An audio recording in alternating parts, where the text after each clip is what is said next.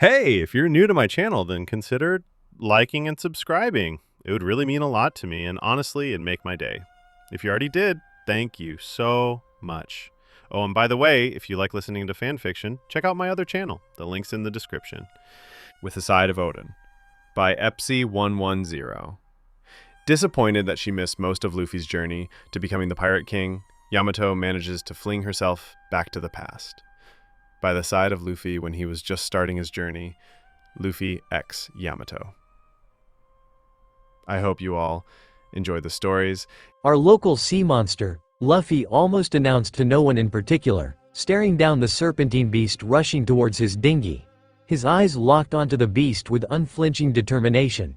"Sorry I have to do this, but I've been meaning to pay you back." He grinned, shooting his arm back and feeling his body stretch, his fist almost reaching back to fist bump Makino one last time before it stopped. Elasticity at its limit, and he let it snap forward, giving it even more speed by twisting his torso. His punch would knock it out. He was sure of it. Then, something he couldn't have imagined happened. A woman blinked into existence above the Lord of the Coast, her white hair swaying with the wind as she looked around in panic. Then her amber eyes landed on him. She shot him a smile that matched his own, and Luffy was lost on what to think for a moment, the feeling of camaraderie igniting in his chest like a blazing inferno. He didn't stop his fist, his attack continuing as the woman landed on the head of the Sea King. Sounds of shattering bone echoing over the choppy waves. The Lord of the Coast let out a wheeze as it started drifting with the waves, already knocked out by the airborne attacker. His punch hit her on the chest, and the woman laughed it off, grabbing his wrist and letting herself get pulled into his dinghy as his arm snapped back. She crashed against him with a giddy laugh, pinning him to the deck under her massive form. Luffy looked owlishly up at the woman hovering over him, and she gave him a grin that felt familiar. She was thirsty for adventure. He could feel that in his elastic bones. For once in his life, he was at an utter loss for words. "Hey, Luffy. Let me join your crew." Luffy blinked, and his brain finally rebooted. His face splitting into a smile that threatened to leave the tight confines of his cheeks. "Sure." She cheered, hugging him against her chest with a boisterous laugh that matched his own, wiggling with excitement. "Let's go." Luffy laughed and wrapped his arms around her waist tightly, returning the hug. First day and already a new crewmate. Being a pirate is the best. Makino rubbed her eyes again, trying to make sure she wasn't seeing things. Whoopslap looked like he was going through the same process. Did a 7-foot-tall woman just, Makino nodded, looking back at the two pirates that looked like they could barely fit inside the dinghy. "I think she's closer to 9 feet, she added, trying to focus on something more tangible. Whoopslap groaned, rubbing his face. "Open the bar, please. I need a stiff drink." Makino hummed, barely seeing the red horns poking out of the white hair that seemed to flow with the waves of the sea. She could only blink as she watched the stowaway start to cuddle their rascal as the dinghy floated away. "I think I need one as well, Mayor." It was an hour before the coin dropped, and Luffy blinked, looking at the woman who was currently hugging him from behind. He was never the one to shy away from physical contact. "Hell it. You're comfy," he stated matter-of-factly, leaning back onto the softness that was her chest. What had Ace called them again? "And you're small," his new crewmate shot back with a grin in her voice. "Can't wait to find the One Piece together." "Yeah," Luffy cheered, pumping his fists up in the air. "I'm going to be the king of the—" The statement died in his mouth and his head snapped back to her, his neck stretching in a way that always spooked Dayton. "Huh?" She giggled, patting his cheek, and avoiding his hat in the process. "You're going to be the king of the pirates." She blinked once after she said it, and the coin dropped for her too. "Oh, I forgot. You didn't tell me yet." "Huh?" Luffy's head was starting to ache already, trying to figure out what was going on. Then, his brain snapped like a rubber band and reached the simplest explanation. "You can read minds." Her eyes widened. "You know about that, mystery woman?" His brain supplied, and Luffy huffed with a sage nod. "Right, I understand now." "Great," she cheered happily, excited that she didn't need to explain herself further. "So where to, Luffy?" Luffy thought long and hard. "Dunno. Guess more crewmates first?" She nodded with a hum, then her body flinched, Luffy turning to see her eyes lock onto a different side. "Oh, I can feel Nami." "Nami?" Luffy mumbled, not recognizing the name. Who's that? The white-haired giant blushed and covered her mouth. Oh, no spoilers. Another mystery woman. His brain supplied with ease. It was still struggling to figure out what spoiler meant, but he chalked that up to another mystery thing. So many mysteries. He hummed sagely, before looking back at his first crewmate. Let's go find her, this sounds fun. She cheered, pumping her fists up before they grabbed the oars, starting to paddle rapidly. With their combined strength they managed to cause the dinghy's front to lift out of the water, the small boat skipping along the waves. Pirates off the starboard bow. The call almost sounded like music to Nami's tired ears. If she had to listen to one more rich bastard try to use their shitty pickup lines on her, she was going to tear her own ears off. Leaning against the wall, she steadied herself as the rest of the occupants of the cruise liner started to panic, rushing to and fro in an effort to escape. To where, she didn't know. They were on a boat. That's when her ears caught something unusual, giggling. Giggling which was getting louder and louder, faster than anything that could be on the waters, except. Why would they be here? Something crashed onto the opposite side of the ship. Sounds of wooden beams clattering against each other echoing in her finely tuned senses. That didn't make sense. The pirates were supposed to be coming from the other side. Was she confusing the layout of the ship? That wasn't possible. She was the best when it came to mapping out areas. Alvida pirates managed to get on board during her small bout of confusion, calling out to the other passengers to stand down and hand over their valuables. Then hell broke loose. A giant woman, pulled up by a shorter man, hopped aboard, both laughing giddily at something. Nami didn't even know women could get so tall. Her eyes landed on the man next to the tall beauty, taking in the straw-hatted teen wearing a red cardigan and denim pants, smiling and talking to the woman that looked like she jumped out of a different timeline. Nami could recognize what she was wearing as something close to what she knew to be from a far-off land. White kimono with a red hakama, an egregiously big knot hanging off her back.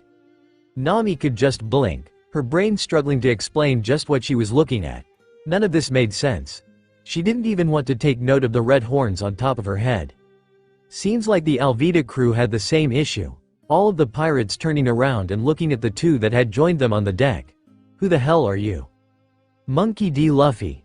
The roguish, short man announced, puffing up his chest. Next Pirate King. Yamato.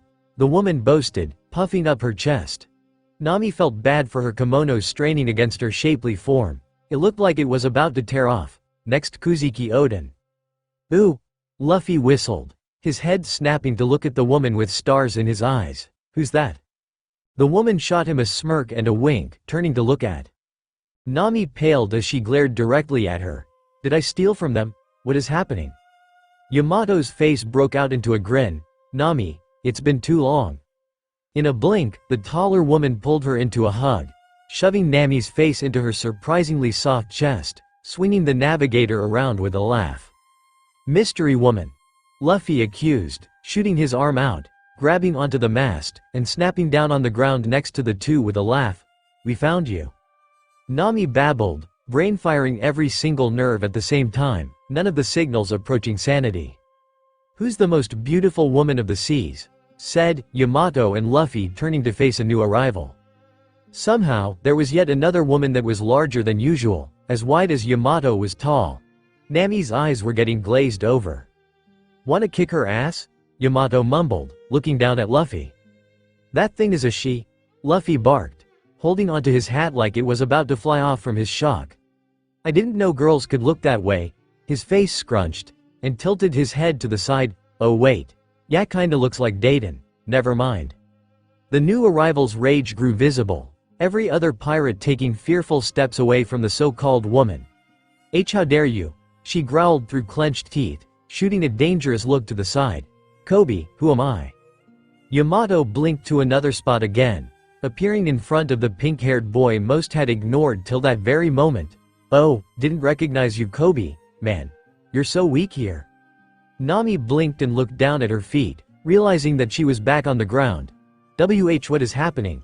She mumbled, looking to her side, trying to get some form of an anchor with Luffy. Adventure, he stated wistfully, not helping her at all. Alvida, getting enough of this utter nonsense, decided to do what she always did when things weren't going her way. smash it with her mace. Alvida had wound up halfway to smack the tall bitch before the short man blitzed her from the side, his arms stretching in a way that they surely couldn't. Her eyes widened as she looked back at his roguish grin and determined eyes. It was love at first sight. "Don't attack my crewmate from behind," her love bellowed, and his arms snapped forward, slamming her stomach and sending her flying. Nami blinked. She rubbed her eyes and blinked again. Her eyes must be wrong. She must have been dreaming. Her vision settled on the tall woman teasing and pinching the cheeks of the pink-haired child that had a Navy-inspired shirt, and the man who was watching the woman he'd sent to the upper atmosphere with a whistle. "What?" Yamato suddenly shot to her feet, looking to the side. "Navy, we should bounce." "That does it. We aren't leaving till I loot their shit," Nami screamed, stomping her foot down. Both Luffy and Yamato turned to her with raised eyebrows. They looked between each other with a laugh. "What were they? They must have good food," Luffy announced, rubbing his stomach. "Let's go." Nami's eyes widened as the man's arm shot out, wrapping around her waist, pulling her against her before he grabbed onto Yamato, the taller woman jumping onto the pink pirate ship and pulling them across. Nami screamed during the entire process. How in the fuck did she end up in this position? That thought ran through Nami's head with every lap of the waves against the small life raft they'd borrowed after Yamato, Luffy and her took everything valuable and edible from the pirate vessel. Now the two were looking to the seas with wide smiles on their faces, turning around to play patty cake of all things whenever they got bored. "What is going on?" she mumbled finally, letting out a breath. "Who are you two?" "Next Pirate K." Nami clapped a hand over the rubber moron's mouth. "That's not answering my question," she insisted. "How do you know me?" Luffy's eyes landed on Yamato, and the taller woman looked decidedly uncomfortable, whistling and avoiding her gaze. "It's a secret," she mumbled with the side of her mouth. "I'll tear those horns off your head," Nami threatened. She doubted she could do it but still said it with enough authority to make it somewhat believable. Luffy shuddered with fear next to her, and Yamato's hands went up to her horns protectively. "Good, they bought it." "Ahihihi, the giant woman poked her tongue out with a sigh. "I'm kinda from the future." Nami's hand fell off Luffy's mouth as the statement registered. "Oh, that makes sense," Luffy hummed, clapping his fist over his palm. Nami felt like screaming. "What do you mean you're from the future?" "Well," the taller woman rubbed the back of her head, making her long hair jiggle. "I can't say more, it'd be spoilers." Nami's face twitched. "Bullshit, I'm being honest," Yamato insisted, her shoulders slumping and pulling Luffy into her lap, hugging him like a teddy bear. "Luffy, Nami's being mean to me." He shot her a disappointed look which somehow worked, the young navigator's heart clenching in a weird way. The moment passed, and Nami smacked Luffy upside the head, the man screeching with pain. Yamato looked at the interaction with stars in her eyes. "You know it already, so cool." "Know what?" Nami barked, still lost on what the other woman was on about. "You'll need to prove you're from the future. Tell me something only I would know." Yamato craned her neck, chewing on her lips with thought. "Something that wouldn't be part of our journey for One Piece." "Hold up. You're saying we traveled the Grand Line?" Nami accused, jabbing a finger against the taller woman's chest. "Impossible." All heads turned to the young man also on the boat. Nami couldn't believe she'd missed him this entire time. "Kobe, right? You all couldn't have possibly done that," the child insisted, shaking up a storm. "There is no way, no way." Yamato reached forward and flicked the kid on the forehead, causing him to wince and shut up. "Get a grip." Kobe nodded and sniffled. Luffy nodded sagely. "It's where my dream leads, I've got to sail it." He stopped and looked up at Yamato with a dangerous glint in his eyes. "Don't tell me how it ends." Yamato grinned widely. "Wouldn't think of it, Captain." Nami doubted that she could ever follow that moron to the next island, let alone the Grand Line. "I still don't believe you, Oni woman." Yamato tapped her forehead and squinted her eyes, poking her tongue out with effort. "I should have something that wouldn't be part of the journey to say." Nami looked at her with an unimpressed glare. "Oh right." Luffy blinked owlishly as Yamato leaned in and whispered into Nami's ear. "You love it when." Nami's face bloomed into a blush, her entire body shuddering as the woman counted off things she'd never imagined doing, her vision starting to swim as a part of her grew aroused with the descriptions. Yamato pulled back with a smug look in her eyes, sure that her point was proven as she patted Luffy's shoulder. The man looked more interested in how the clouds looked. Nami's face burned as she looked at the man, her heart hammering in her chest harder and harder with each passing second. It stretches. Luffy jerked and turned to nod at her. Everything does? I'm a rubber man? Nami robotically turned around and dunked her face to cool off. Yamato's boisterous laugh filled the seas. Last time, on. With a side of Odin. Well, you and Luffy can't describe on a Christian Minecraft server. Every night after you can't describe with polite company. Where you blow whistle on his elastic penis.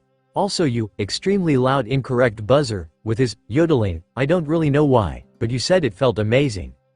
But not as good as the entire B-movie script sped up in reverse, Yamato recounted, both in too much detail and woefully not enough. Nami blinked before her face was engulfed with a billowing, steaming blush.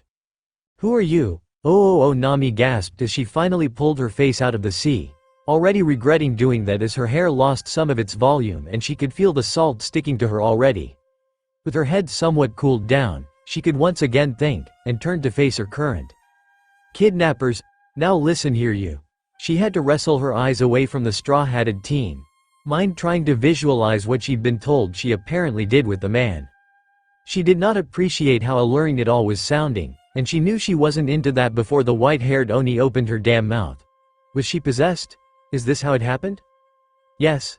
The Oni cut in, both her and Luffy tilting their heads in confusion and apparent interest. What is it, Nami? The straw-hatted man added, not helping her.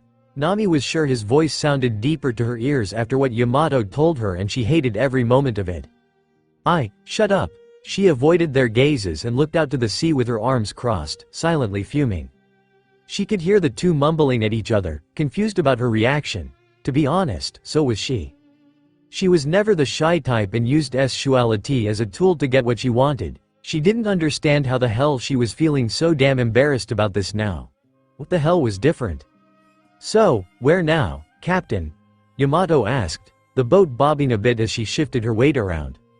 Nami paused and snuck a look in, seeing that Yamato had pulled Luffy into her lap, almost cuddling the man like he was a giant teddy bear, nuzzling her face against his cheek. Wait, if he's rubber, is his skin soft? The treacherous part of her mind that had hooked onto Yamato's description of the future asked, and Nami blushed entirely anew. Luffy muttered with exaggeration, the effort of thinking audible. Really, with that dumbass? The part of Nami denying that future ever happening asked. If it's all the same to you, could you leave me off at a marine town? Nami blinked as she remembered Kobe existed, attention snapping back to the meek boy. Wait, no, that might change the timeline, and then Yamato-san would never come back to the past, and that would. The pink-haired child devolved into a storm of muttering, his eyes growing more and more distressed as more and more paradoxical events started to spew out from his lips. Just hearing it was making Nami's head spin and brain ache, but he was right. If Yamato was here, wouldn't that mean the timeline would change, and then she wouldn't exist or something? Luffy ended Kobe's mad ravings with a soft smack upside the head, thinking too much, stop it. Yamato hummed with affirmation. Nami wondered if the two didn't understand the risk posed by time travel, or that they knew everything would work out in the end regardless. How are you gonna be an admiral if you overthink so much? Nami froze over anew, and everyone's eyes snapped onto Yamato. Wait, I become an admiral? That was my dream for the longest, Kobe beamed, almost growing a couple of inches from the news as his posture got better. Yamato clapped her hand over her mouth. She mumbled. Luffy was giving her the stink eye. Yamato, he nearly whined, and pouted up at the much taller woman. I told you not to tell us about the future. Oh, he can be cute.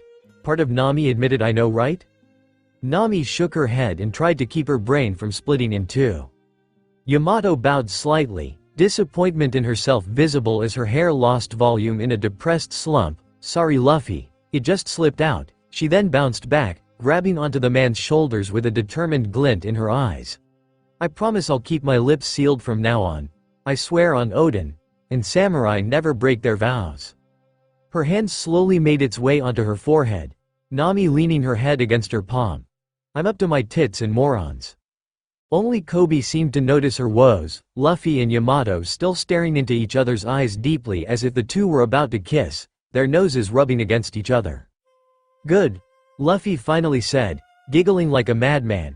Yamato shoved his head against her chest with an elated laugh of her own, hugging him tight against what Nami remembered to be pillowy softness. Luffy, seemingly unbothered and unshaken by getting a face full of tit, turned his head 180 degrees around, making Nami recall stuff about the future she wasn't ready for, staring out from his spot engulfed between soft flesh. "Kobe, you said it was your dream to be an admiral, yeah? Then we should go to the marine town nearby?" The boy was blushing up a storm, with a look that screamed, "God, I wish that were me," before he snapped to attention hearing what Luffy had to say. "Why yes. I'll work hard to make sure that the future Yamato told me remains unchanged." Nami blinked. "Shit, right, even if Yamato tells us the future, that might change it and it might not happen." Her hands landed in her hair as she glared down at the wood under her feet. "Does that mean knowing what Luffy and I did might stop it from happening?" Her thoughts were spiraling as the boat lurched, Kobe manning the ship and trying to navigate with less than professional skill. That snapped Nami out of her spiral and she roared in indignant anger, causing the other three to look up at her with fear in their eyes. "Are you trying to go the long way around?" Kobe lost the height he'd gained as his shoulders slumped and he tried to look as small as possible with a soft eep. What rage that was guiding Nami's head went up in smoke, and she huffed, looking out to the sea. "Look. We don't have enough food to fuck around in the ocean for long. I'll handle navigation. I'm the best there is." She eyed Yamato, "right?" The tall woman was sweating up a storm, physically biting her lips to stop herself from responding while avoiding looking in Nami's direction. In an effort to avoid it further, the Oni grabbed Luffy out of her lap and raised the captain to hide behind the man, whistling innocently. Nami would have been bothered if Luffy hadn't graced her with a smile that outshone everything else. Trust and admiration tangible. "Cool, Nami, wanna join my crew?" Nami huffed, looking at the rigging, a soft smile forming on her lips. "Sure, whatever, help me with the sails of this thing. I'm not paying the docking fee." The dockworker blinked at Nami's outburst, clearly not expecting to hear venom in her voice when he'd asked their small group to pay a docking fee. Luffy eyes the man curiously. "What's a docking fee?" "Was wondering that too," Yamato mumbled, crossing her arms. Nami blinked and turned to face her two companions. "Wait, you don't know what a docking fee is?" Luffy shook his head. Yamato looked just as lost. "Kobe found some money from somewhere and paid the fee diligently. It's for the upkeep of the docks, though some towns pay that through taxation to induce more tourism." Nami nodded towards Kobe. "What he said. The Navy should be paying for the upkeep here, so I don't know why it would even need a fee." The man behind them gulped, trying to rush away. "You know something about this, old man?" Luffy's eyes were locked into the back of the dockworker, Yamato's hand on her club threateningly. "I can't say. They'd execute me for treason," Nami balked. "Wait, what? I thought you were just trying to swindle us." He shook his head vigorously. "No, never, not in Shell's town." With his bit said, he rushed away, leaving behind an even more confused Lu growing dread in the pit of Nami's stomach. Kobe, however, looked petrified. Wait, you. Did he say this was Shell's town?" the kid muttered, nearly shaking out of his boots. "I heard they captured pirate hunter Zoro here." "Who dat?" Luffy asked, blinking owlishly at the shorter boy. "Someone I might get along with, if that moniker is true," Nami quipped, smiling. At Yamato's questioning glance she shrugged. "I hate pirates, if it wasn't clear." Yamato's look turned even more confused and she looked down to Luffy, mouthing, "What the hell did you do to her?" Luffy looked even more confused. "They say he's a demon given a human disguise, that his blades weep with the blood of hundreds of dead pirates," Kobe finished, ranting and raving about what Roronoa Zoro was. Luffy's attention snapped back to him. "Cool. Wonder if he's a good guy. He sounds like a fun crewmate to have." Kobe fumbled and almost fell into the sea. Did you not listen to anything I had to say?" Yamato and Luffy laughed, and Nami shook her head with despair. "Why are we here?" Nami was glaring at the side of Luffy's head, Yamato over the young man as the three of them clung onto the perimeter wall, sneaking a look into the courtyard of the marine base. "Duh, to see if Zoro's here." Luffy blew her off, sparing her a glance before looking out to the clearing. Is that him? Yeah, Yamato cheered, giddiness in her voice. Nami blinked. Zoro's part of our crew, huh? Mon. Luffy whined. You sure? This doesn't match what Kobe said. He doesn't even have horns like you. Wait, you were listening? Luffy didn't dignify Kobe's question with an answer. And those knots look weak as hell. I could break out of it. Nami blinked and looked back at the cross that was the only thing in the courtyard. A slumped figure greeted her sight. Are they starving him on there? What the fuck? Kobe clambered up to the wall at her question, wanting to see what they were talking about. Oh, he must have done something terrible to get hung up like that. Yamato clicked her tongue. Nah, there is nothing someone can do that'd earn them that. Luffy nodded eagerly under her, and shot her a glance. Wanna bust him out? Can we? She asked with stars in her eyes. Nami blinked. She blinked again, recalling what a date would be. Is this a date for them? By the time the thought passed her mind, Luffy and Yamato had already jumped the wall, rushing to the man on the cross, Kobe yelling about the dangers behind the two. Hey, wanna join our crew? Zoro blinked awake, looking down to the two shadows on his feet, then their sources. He blinked up at the man wearing a straw hat and then slowly gravitated to the giant woman next to him, wearing something close to what his sensei wore back in his dojo. He blinked again. Are you from the dojo? The two looked at each other. You think he's confused from being too hungry? The woman nodded in thought. That happened to me once. We should break him out and get him some food. That snapped Zoro awake. Hell no, I'm staying here the whole week. I'll show my mettle to that prim bastard. Wait, so this is self-imposed?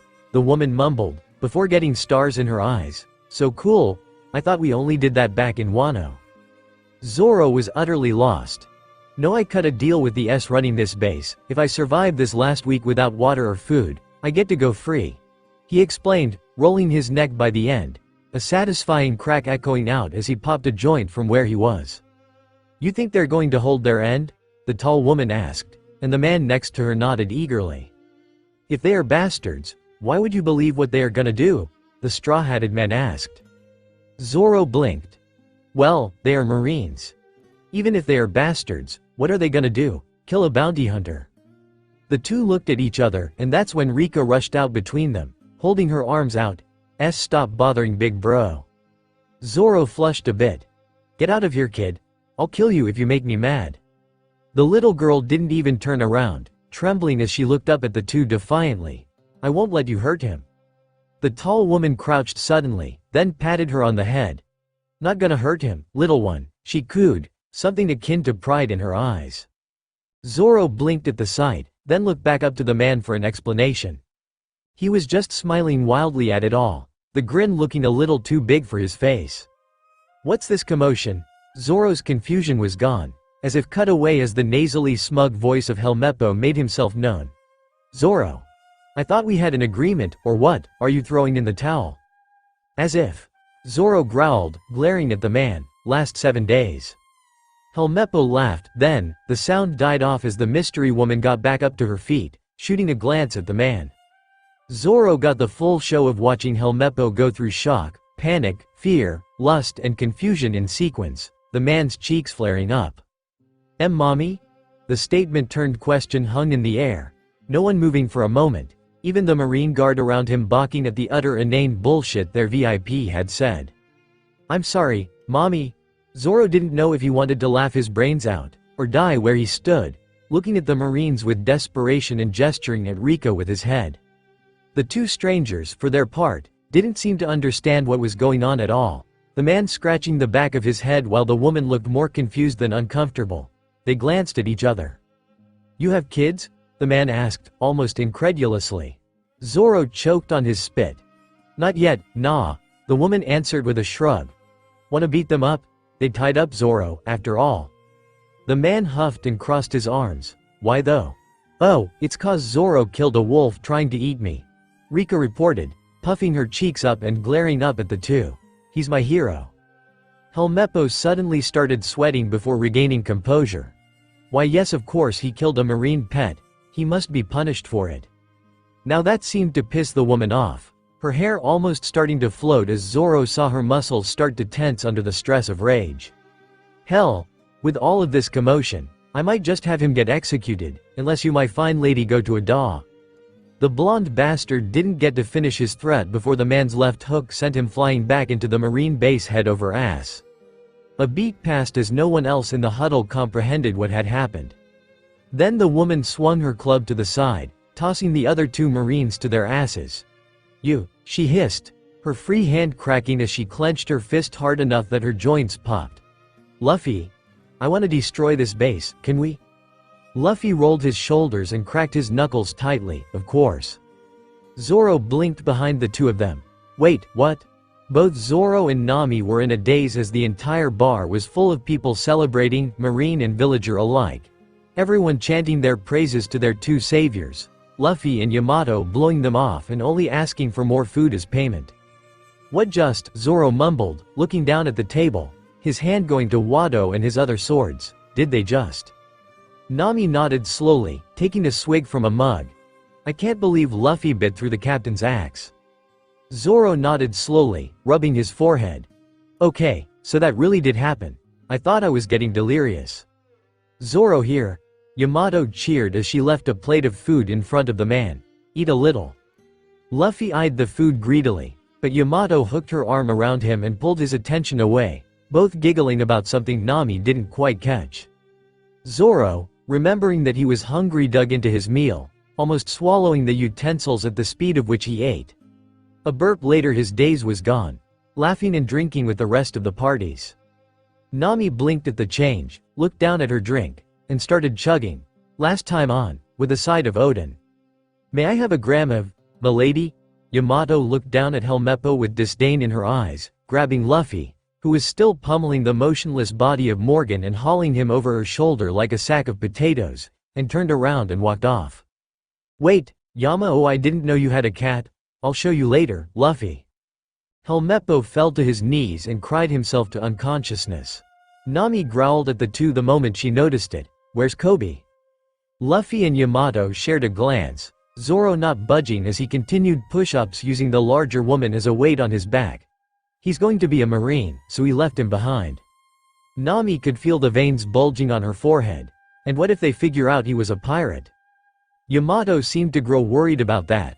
"Wait, you didn't leave him there last time." Luffy turned to her with a tilt of his head. "How should I know?" The panic subsided on the larger woman as she nodded, dropping a fist on her palm. "That makes sense." Nami felt like punching something, so she did. Luffy's head slamming into Yamato's chest, making them jiggle.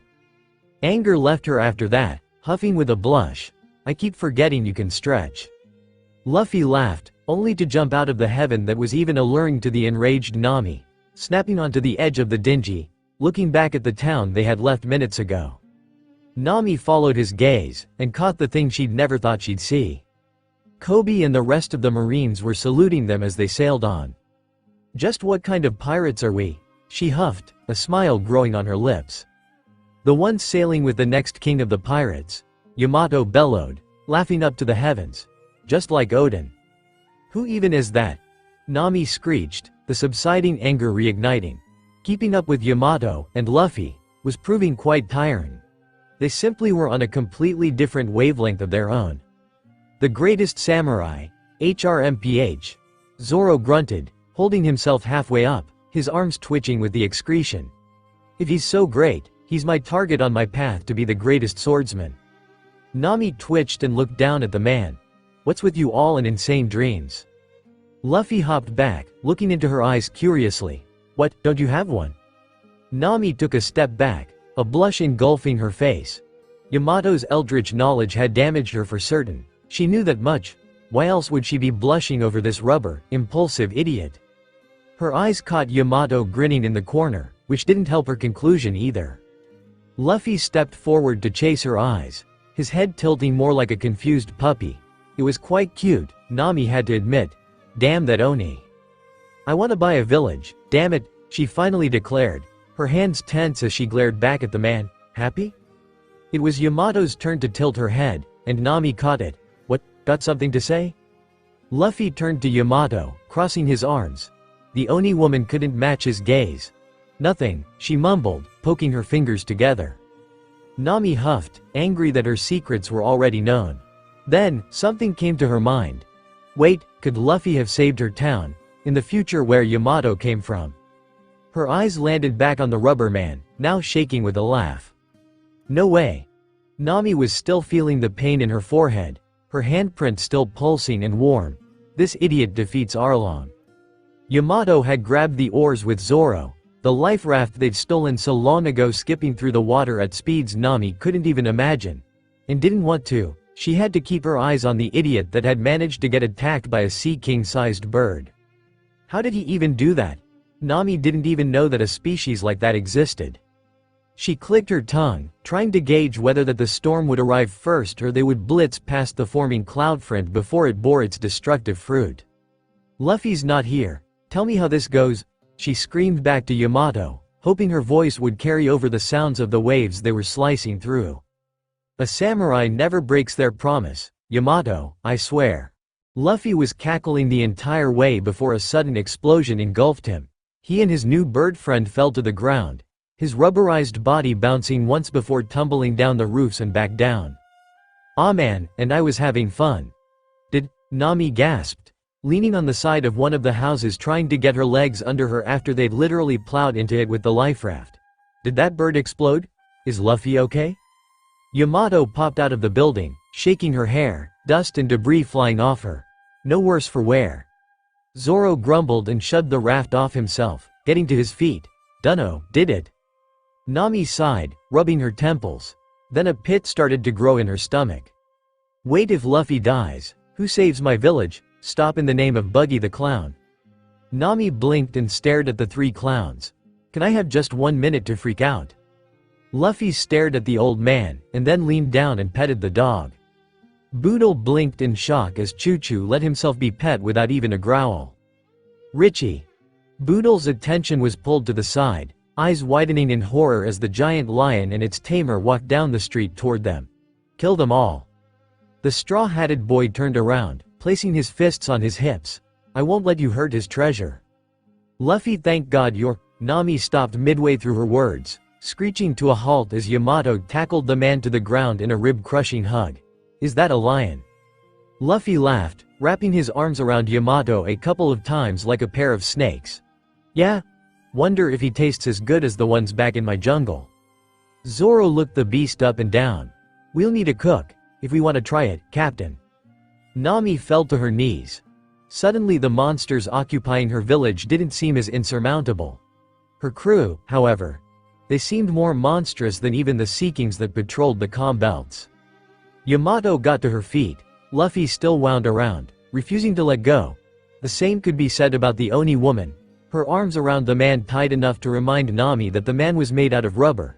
She was sure if he wasn't, he would be dying with how his ribs were crushed against hers. So this is where you got— wait, no, this isn't a ship. Nami blinked at the woman, ruffled her own hair, then reached up to grab her by the ear, pulling her down. Stop it. The wincing Oni giggled, before Luffy's arms wrapped around Nami too, attaching her to the now group hug. If you wanted a hug too, you should have just asked Nami. Let go of me, you rubber moron. Zoro rolled his eyes from the side. Lovebirds. Nami managed to reach his head with a kick, knocking the swordsman over. Buggy was absolutely and utterly buzzed. He stared at the mug in his hands, then back at the barrel he'd drunk from. That's some good ale, he hummed with a hiccup, turning back to the hallucination he was having. Giant Oni woman, carrying a giant club, getting pestered by an orange-haired woman, and what looked like a kid wearing that dumb tomato-haired bastard's hat. He laughed when the short woman punched the hat-wearing dumbass upside the head. They got lost again. Buggy turned to face Roronoa Zoro, the pirate hunter. He nodded nonchalantly, and passed him a mug. Want something strong to drink? Ah, sure. The swordsman mumbled, grabbing the drink. Buggy sipped more of his drink, and turned to watch his entertainment again. Then spun back around and spat his drink all over the man. Hey, what the hell? Give up, Zoro, Buggy cackled, still attempting to get another slice into the man. Annoyingly, the bastard had managed to counter ever since his initial surprise attack. He really should have gone for the head when he first faked being cut into ribbons. Hey, Zoro, need help? Both combatants turned to look at the giant Oni woman, carrying the straw-hatted idiot under her arm like luggage. The man was picking his nose with his pinky. "I'll manage," G forward and cutting Buggy's head into two pieces again. Buggy laughed. It's useless, you dumb." The straw-hatted idiot tossed the booger right into the clown's eye, causing the man to flinch and bite down on his own tongue. "Ah, sorry. I'll kill you, you damn flashy bastard." Buggy sent his dagger-clad hand down to spear the man in the head, only for it to get tossed to the side by a slice from the swordsman. "I'm still your opponent. Kabaji, take care of this dumbass." His man rushed to his side on his unicycle, only to disappear a moment later. The Oni woman was in his place, poking at the abandoned unicycle curiously. Kabaji embedded in a nearby wall, only his motionless legs poking out. Buggy's jaw clenched shut, his eyes threatening to bulge out of his skull at the sight. "What's this Luffy? I don't want to try using it." Buggy could only watch as the two idiots tried to operate the unicycle, Zoro cutting him incessantly. "Zoro, you won't be able to cut him without haki," the woman said, as she finally got onto the unicycle with some balance to it. Buggy's eyes actually slid out of his skull in two slices at the statement. "They know what haki is." "The hell is that?" Zoro growled between pants. "Mystery power. You'll figure it out." She chuckled, starting to roll around with the straw-hatted dumbass on her back, both laughing. "This is kinda fun." "That's it." Buggy recalled his body parts together. "I'm killing you all." He noticed his body was considerably shorter. He turned to see that the orange-haired woman had tied up the body parts Zoro had been cutting off constantly. He looked back at the swordsman, who had an evil look in his eyes at this point. "Well, if I can't cut you." He sheathed his sword, then pulled out the swords from his side, sheath and all. "Oh, that'd work." That was the last thing Buggy managed to mutter before he was batted into the high heavens, screaming all the way up. Luffy and Yamato watched Buggy fly off, both holding their hands over their eyes to protect from the sun as the clown pirate twinkled one last time before disappearing in the pale blue abyss. "Why didn't you just do that sooner?" Nami screeched, kicking the wriggling mass of body parts to the side, the parts slowly falling still. Zoro clicked his tongue. "I'm a swordsman. What kind of swordsman uses a blood weapon?" Yamato fell from her unicycle. "Wait, Odin was a swordsman too, then." She looked at the club she'd been using with tears in her eyes. Nami and Zoro looked at each other, and the woman kicked him in the shin. Zoro looked offended, then looked back at Luffy rubbing the large woman's back in calming motions. Zoro sighed as he tied his sword back into his harmaki, scratching the back of his head. "Well, I'm going to be the greatest swordsman in the world, if I used blood weapons." Yamato paused and turned to face him. "Who's to say you aren't a good swordsman?" Yamato gave the swordsman a rib-crushing hug of his own. "You're right, Zoro." "Can't breathe." Yamato, "Stop, he's still bleeding." "Oh, whoops. Woman, what did they feed you?"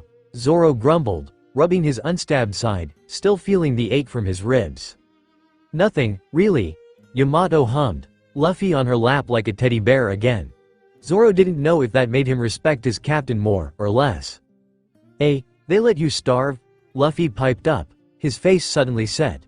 "I'll beat them up, tell me who did it." "Ah, just my dad. The dumb cow gorilla." Nami gasped in the corner, then reached out to pet the taller woman. Zoro didn't quite know how to react when the older woman seemingly melted into the contact. Luffy noticing and joining in petting the Oni woman, causing her to roll onto her back, giggling and sighing contently as the two continued rubbing her head. Zoro blinked, looked up to the skies, and sighed. A smile made it to his lips. At least this trip was going to be amusing. Last time on, with a side of Odin. Memes Jack. The DNA of the soul. Zoro looked at the floating cross-section of a person incredulously. "My name isn't Jack." Monsoon scratched his chin. That does explain the green hair and the lack of cybernetics. Meanwhile, elsewhere. "Where the fuck is that damn swordsman?" Nami screeched, punching Kabaji one more time to vent some anger. The acrobat prayed for mercy from a god that wasn't listening. Usopp gazed out to the seas, fighting against their call. It was a daily occurrence at this point, part of his routine. Wake up, lie about pirates coming, meet up with the kids, and then face out to the sea, listening to the waves. imagining the adventures they bore witness to on faraway shores beyond the horizon. Use that to create more lies to tell Kaya. Get her to smile her pretty smile, and giggle at his antics. He grinned like a dope, looking up to the skies dreamily, thinking about that small smile. I hope you get better soon. He didn't want to say those words to her. He never wanted to say those words to anyone again. He sniffled, his mood drooping as he jerkily sat back up, trying to get the stinging out of his eyes with the back of his arm before gazing back out to the ocean. That's when he saw it. A ship with the buggy Jolly Roger painted onto the canvas of its mainsail. Oh no, no, no, he shot a glance back to the village behind him, chewing one of his fingers and punching his own shaking knees in an effort to calm down. Okay. Usopp, calm down. It's a small ship. I can bluff my way out of this. I'm the great Captain Usopp. Of course I can. He pulled out a spyglass from his pouch, scouting out the approaching ship. He witnessed a gigantic woman cuddling a lanky man, a red head screeching and a green-haired man taking a nap. He lowered his spyglass, rubbed his eyes, then took another look. I knew it. Halt. Luffy unceremoniously dropped the anchor on Zoro's foot, all four people snapping to attention to glare at the source of the sudden intrusion. Zoro stiffened, howled in pain, and then turned to punch the rubberman on reflex. Luffy hadn't had the proper stance to tank the impact, getting flung off the boat and into the waters. Yamato leapt in after him in a panic. Usopp watched on as chaos unfolded below him, the four pirates panicking as the giant woman and the lankier man struggled for a moment before going completely limp, only starting to stir again after the screaming redhead managed to pull them out of the ankle-high water. He didn't know if he should be less scared or more as they locked back onto his position. His legs started trembling as the swordsman seemed to kick the anchor off his foot and glare at him with his hand on his blades. You're not taking any of our women, the cowering sniper declared, gripping his slingshot as if he could squeeze another drop of bravery out of his soul. The group of four below the cliff just paused, looking amongst themselves. Luffy stepped up, scratching his head with his hat. We don't want your women? We want a boat? Liar! The liar screamed back, glaring down at the enemy captain. I know you're here to kidnap more women for your Amazon kingdom. All four looked at each other again. When will the growth drugs you take gonna kick in, huh, redhead? Usopp continued, unabated by the confusion he was causing. Nami looked offended by the concept. Excuse you? I'm all natural? I mean, Luffy, would you like them a little bigger? Yamato asked, groping her own chest. Usopp promptly had a nosebleed and fell down the cliffside. The four looked at the smoking crater where the long-nosed man's crumpled body lay. You guys think that fixed him or made him worse? Luffy asked, tilting his head. He turned to see Nami staring at Yamato fondling her chest. Something clicked in his head as he watched for a second, and he licked his lips. Are you hiding dumplings in there? Not since last time, the tall samurai mumbled, looking slightly nervous. Okay, so, you're not a scouting party from an Amazon island, looking to capture more members and breeding stock? Luffy pulled his pinky out of his nose, blew on it, and then turned to Nami. My brother got like this when my grandpa punched him once. Do you know how to fix it? Nami looked at him incredulously.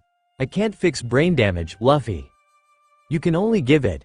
Zoro snarked, then promptly grunted as Nami made his point for him. Oh yeah, Ace. Yamato seemed to vibrate, grabbing Luffy by the shoulders. We should find him. I know, but he's in the Grand Line, so we gotta wait until we get there, Luffy cheered, unsurprised about Yamato knowing about his brother. You're going to the Grand Line? Usopp wheezed, stuck between the window and the ragdolled Luffy getting shaken by Yamato, who he had assumed was the rubber man's Amazon captain. My dad's out there too. Ew, same. Yamato grumbled, letting go of her captain and crossing her arms. How did you escape yours? Usopp blinked.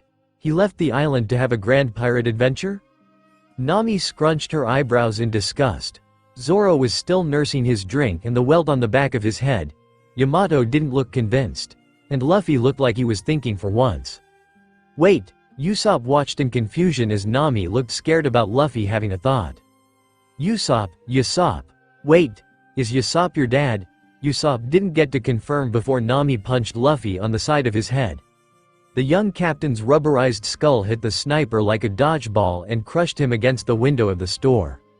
Nami's cheeks were still flush with embarrassment as Usopp rushed out of the bar, avoiding Yamato's smug look. How was I supposed to know that Luffy was right?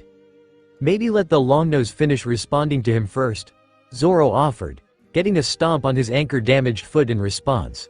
He reflexively tried grabbing it, only to hit his head on the table in the process. Why, he wheezed, holding onto his foot. Luffy and Yamato were laughing their asses off. You don't butt in before you get lost in the convo, Nami growled, then grabbed Luffy by the face, stretching his cheeks like he was a living stress toy. Why are we even here, idiot? Dujita Sheb, Luffy babbled. This place doesn't even have a shipyard, Nami whined, letting go of his rubber face and letting it snap back together. Why'd I even let you choose the course? He's our captain, Yamato announced with pride. Nami looked at her dumbfounded. I'm starting to have my doubts about your future story. The taller woman wilted. But I am, though. Where is Captain Usopp? The four turned to look at the three children that seemed to pop into existence at the head of their booth.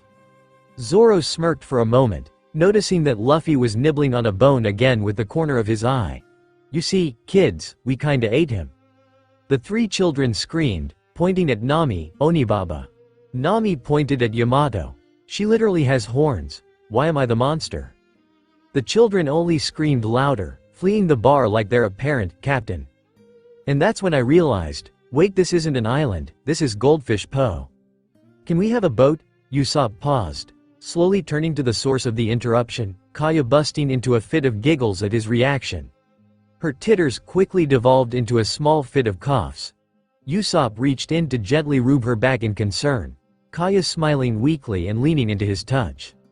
Satisfied that she was fine, Usopp turned back to the straw-hatted teen. Oh, Luffy, what are you doing here? Asking for a boat.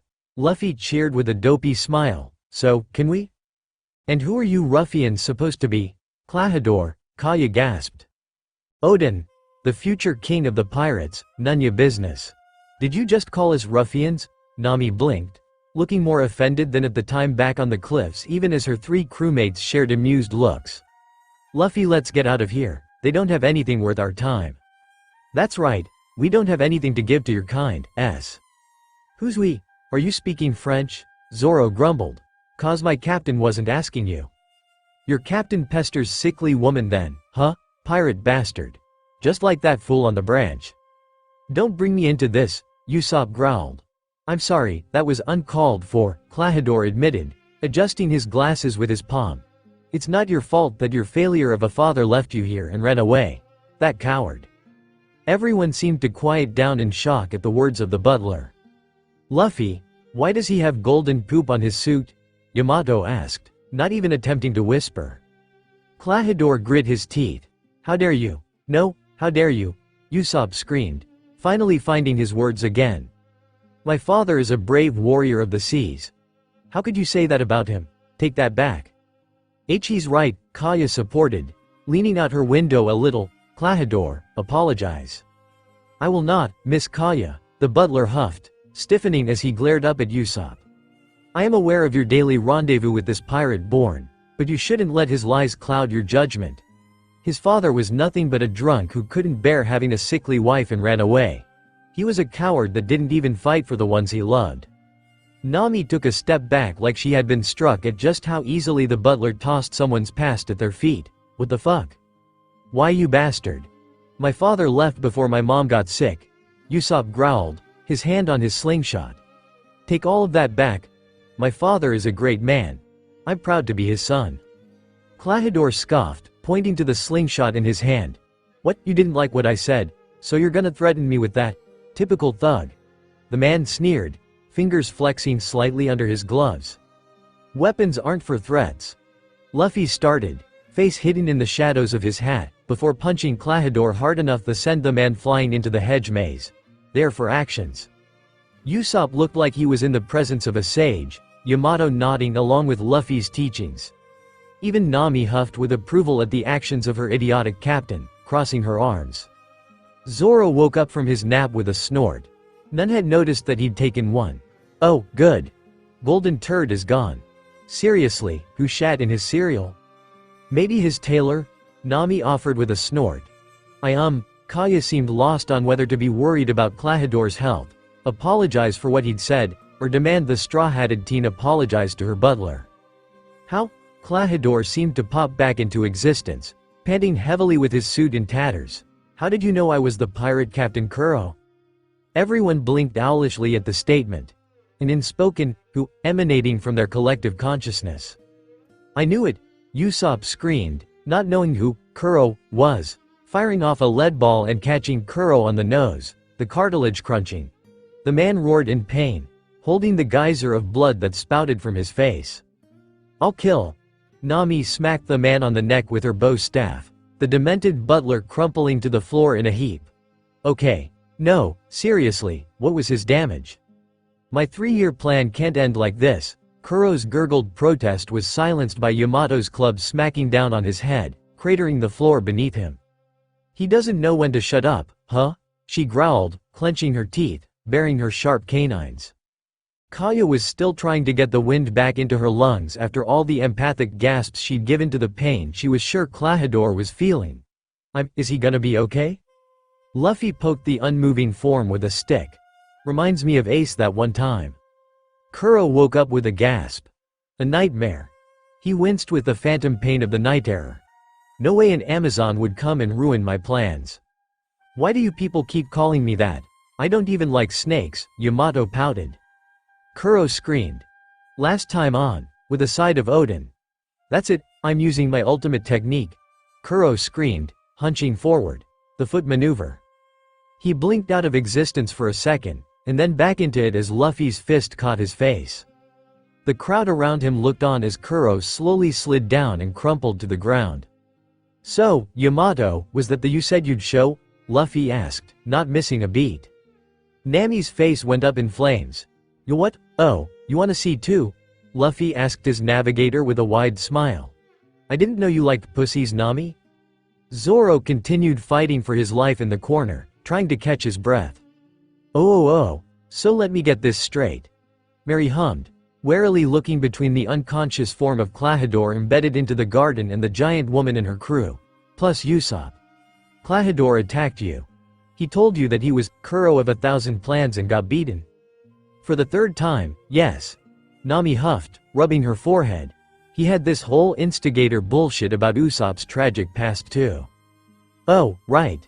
My condolences again, young man, Mary hummed with a bow. Usopp flushed and rubbed under his nose with the back of his wrist. Thank you, haha. Luffy poked Kuro with a stick again. Yamato crouched near him, watching him poke at the man's messed up face. See, could you stop that, Straw Hat? Mary asked, sweating a little. I still don't know what I feel about any of this. Well, if he was a captain, Luffy hummed, shoving the stick up Kuro's nose. Where is his crew? Everyone turned to face him. Oh, fuck, Luffy made sense, Nami groaned, looking up to the skies, trying to ensure the sky wasn't falling down. That was the moment when someone moonwalked into the conversation. Django turned on his heel, grabbed his crotch, and let out a shrill, hee-hee. All eyes locked onto the man, who spun again and leaned forward at an impossible angle, gazing down at Kuro's body. Captain, are you okay? So, Kuro, are you okay? Are you okay, Kuro? Is he singing? Usopp muttered, taking a few steps back and priming his slingshot. Luffy laughed, clapping his hands. Oh, I like him, be my musician, heart glasses guy. Django spun on his heels again, faced the gathered crowd, and hip-thrusted. Ow, I am not a musician. I'm a hypnotist, you know, I'm bad. Nami turned to look at Yamato to see if she seemed to recognize the man. The giant woman clearly didn't as she tilted her head, looking down at the man. Seeing that the weirdo wouldn't be part of their crew, the navigator walked forward and wrapped her arm around Luffy's head, pulling him close to whisper into his ear. I don't think he's a good guy, Luffy. But he seems so funky, Luffy argued, leaning closer to her, his cheek pressing against hers. Yamato, not wanting to be left out, pressed against Nami's other side, causing the woman to start blushing wildly. With a roar, she pummeled both, leaving them on the ground with many steaming welts. Zoro opened his mouth to give a teasing remark, But he gulped his words in terror as Nami snapped her head towards him. Her eyes glowing red and teeth sharpened into razor-sharp daggers. Zoro took a wiry step back as the woman turned to face him completely. "You got something to say, swordsman," she hissed, her voice unnatural. Usopp dropped his slingshot and made a cross with his fingers, trying to ward off the demon that had possessed Nami's body. "This is the end of the Lean," Django sang, spinning on his heel again and tossing a chakram towards the raging Nami, who turned her back to him. "Nami, look out!" Usopp screamed, forgetting the demon and trying to get back to his slingshot in time, but it had tumbled out of his reach, too far away to save the woman. Luffy punched the air, his hand slipping through the chakram's hole and catching it mid-flight as it passed over his limp body. His limbs stretched with the momentum. Nami gasped and fell on her butt as she turned to see the blade that had almost caught her on her spine snap back towards Luffy as his arm retracted just before the blade cut into her skin. Luffy shot to his feet with a roar, growling and flexing his arms. The chakram that had slid down to his biceps shattered from the pressure of his muscles bunching together. He huffed out what looked like steam as he faced Django, his eyes almost glowing red with rage. "No one hurts my Nami." "You're," Nami eeped, blushing again. "And maybe I should talk to the man in the MI." Django didn't get to finish his lyric as a rubber fist caught him on the jaw, sending him flying into a tree. Mary blinked at the sight, gently bah-ing, as he tried to comprehend what had just happened. What was that? "One of Kuro's crew," Usopp offered dumbly. "Where's the rest then?" Yamato scratched her hair. I do feel a ship a little ways away." Usopp ignored Zoro getting punched when he teased Nami's reaction to Luffy's claim, who was busy poking the new body on the premises with another stick. "Are you how?" "Hockey." Yamato nodded with a smirk. "You taught me long range actually." "Of course I did," Usopp huffed with pride, pumping his chest out. A beat passed. "Wait, what?" "Oh yeah, I'm from the future," Yamato added with a bored huff. Usopp nodded and decided to offer some lessons on lying better after things calmed down. "Luffy, let's go take down their galleon," Yamato cheered, rushing out to grab the man. "We gonna set sail?" Luffy asked, turning to face Nami, who stopped kicking Zoro and turned away from the man with a massive blush. We can provide a ship for that," Mary offered with a tense smile. "It would be our honor." Nami flinched, excited about not having to pay for a bigger boat. Could we keep it in return for these 2 bounties? Mary smiled with sweat running down his forehead.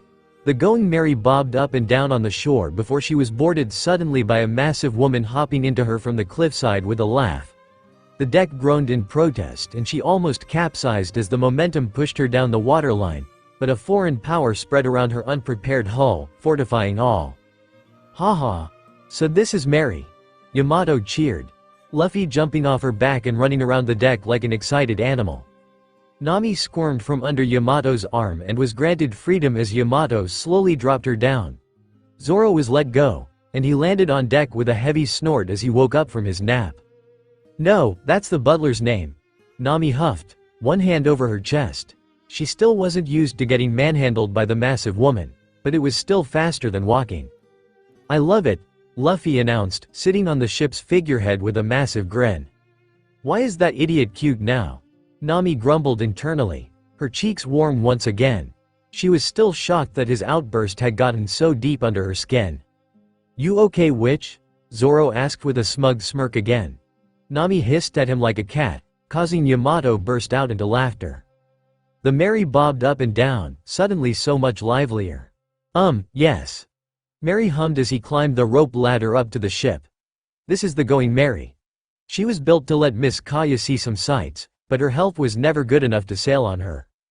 Fitting that she'll be guarding Kaya's life instead," Usopp announced, his chest puffed out in his full liar bravado, from the shore. Luffy blinked, shot his arm out, and hooked it around Usopp's waist several times. Usopp gasped and looked down on the limb, snot starting to run down his nose. Wait, isn't that going to be too fa? His scream was cut off when his head hit the mast. Nami tapped her chin. "What's stopping us from just leaving with the ship?" All eyes turned to her. "We picked up all our supplies from the buggy ship we stole," Nami explained, a little worried. And you're pirates, you don't need to follow agreements. You're a pirate too, though? Luffy asked with a tilt of his head. I'm not, Nami exploded. I'll never be a pirate, I hate pirates. Usopp blinked. Then why are you dating Luffy? Zoroark. I'm not, Nami screamed back, face as red as a tomato. Yeah, she's his wife, Yamato affirmed with a nod and smile.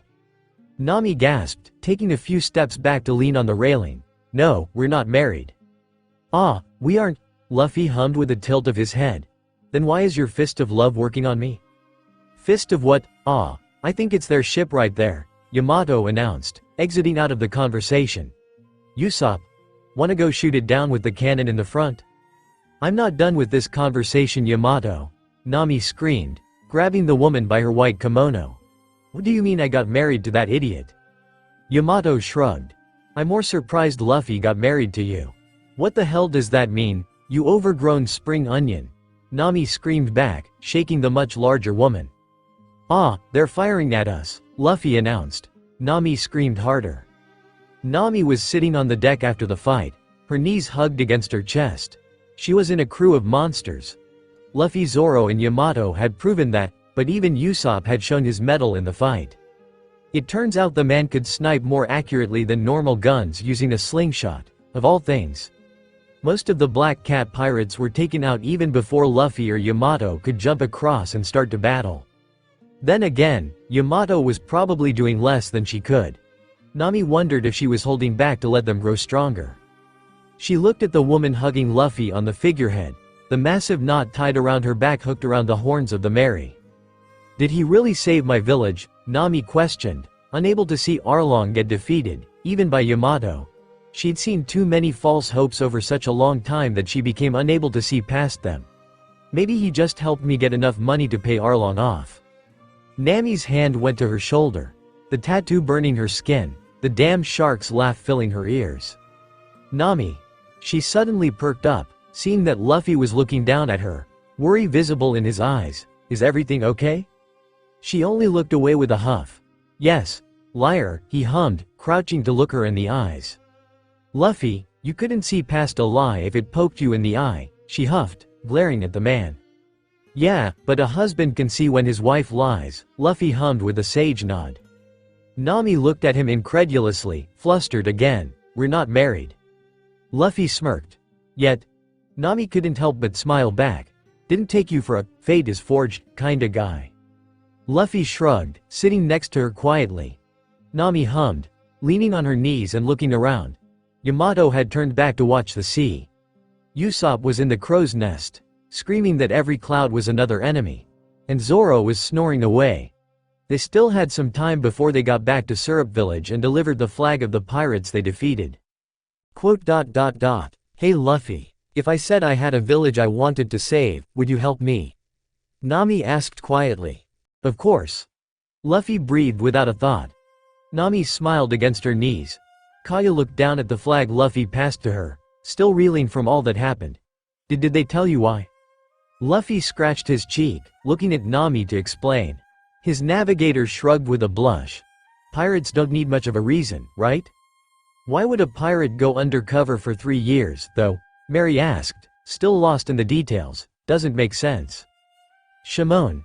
Everyone in the group turned to Django, the tied-up hypnotist waking up from his concussion with a shrill exclamation. Got something to say? Nami growled, unhappy that the pirate had managed to wake up at all. Why did you all do any of this? Django scanned the room, eyes locked onto Yamato, gripping her kanabo, and gulped. Captain wanted to be in the mistress's will. Kaya blushed, hiding herself behind Usopp. That pervert. Usopp blinked before blushing as well. That creep. Nami blinked, looking at Zoro. I'm not dumb enough to understand this. Explain. Zoro shrugged, looking towards the bottle of wine on the table like it owed him money. He wanted to marry Kaya for money, Mary barked, one hand over his mouth like he was about to throw up. That sick fuck. Nami dry heaved. Oh god, I just imagined that. Oh, I'm gonna be sick. Yamato and Luffy tilted their heads a collective 90 degrees. Okay, but why did he have golden turds on his tux? The massive woman asked. I don't know, Django sang. Can we leave now? Luffy grumbled. Yes, his crew screamed back. I can't believe I hit that pedo with my mace, Yamato groaned, still scrubbing the metal. You never told me you dealt with a bastard like him. We didn't know, Nami barked, then calmed down. I mean, probably. I would have said something if I knew. Wait, what are they talking about? Usopp whispered, leaning against Luffy. Didn't we just learn that? Oh, Yamato's from the future, Luffy stated, impossibly casual, a pinky up his nose, didn't you know? She's what? Usopp screeched. Luffy wiped the booger on Usopp and turned around. Well, we need something. Training? Zoro asked, holding a bottle of wine. Money? Nami offered. Sanity? Usopp cried. A Jolly Roger, Luffy announced, rushing into the hold. Ahaha.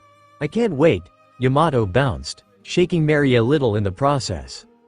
Nami's sweat dropped. Wait, don't you already know what it's gonna be? Yamato crossed her arms with a pout. You're ruining my fun, Nami. Wait, Usopp announced, slapping the air.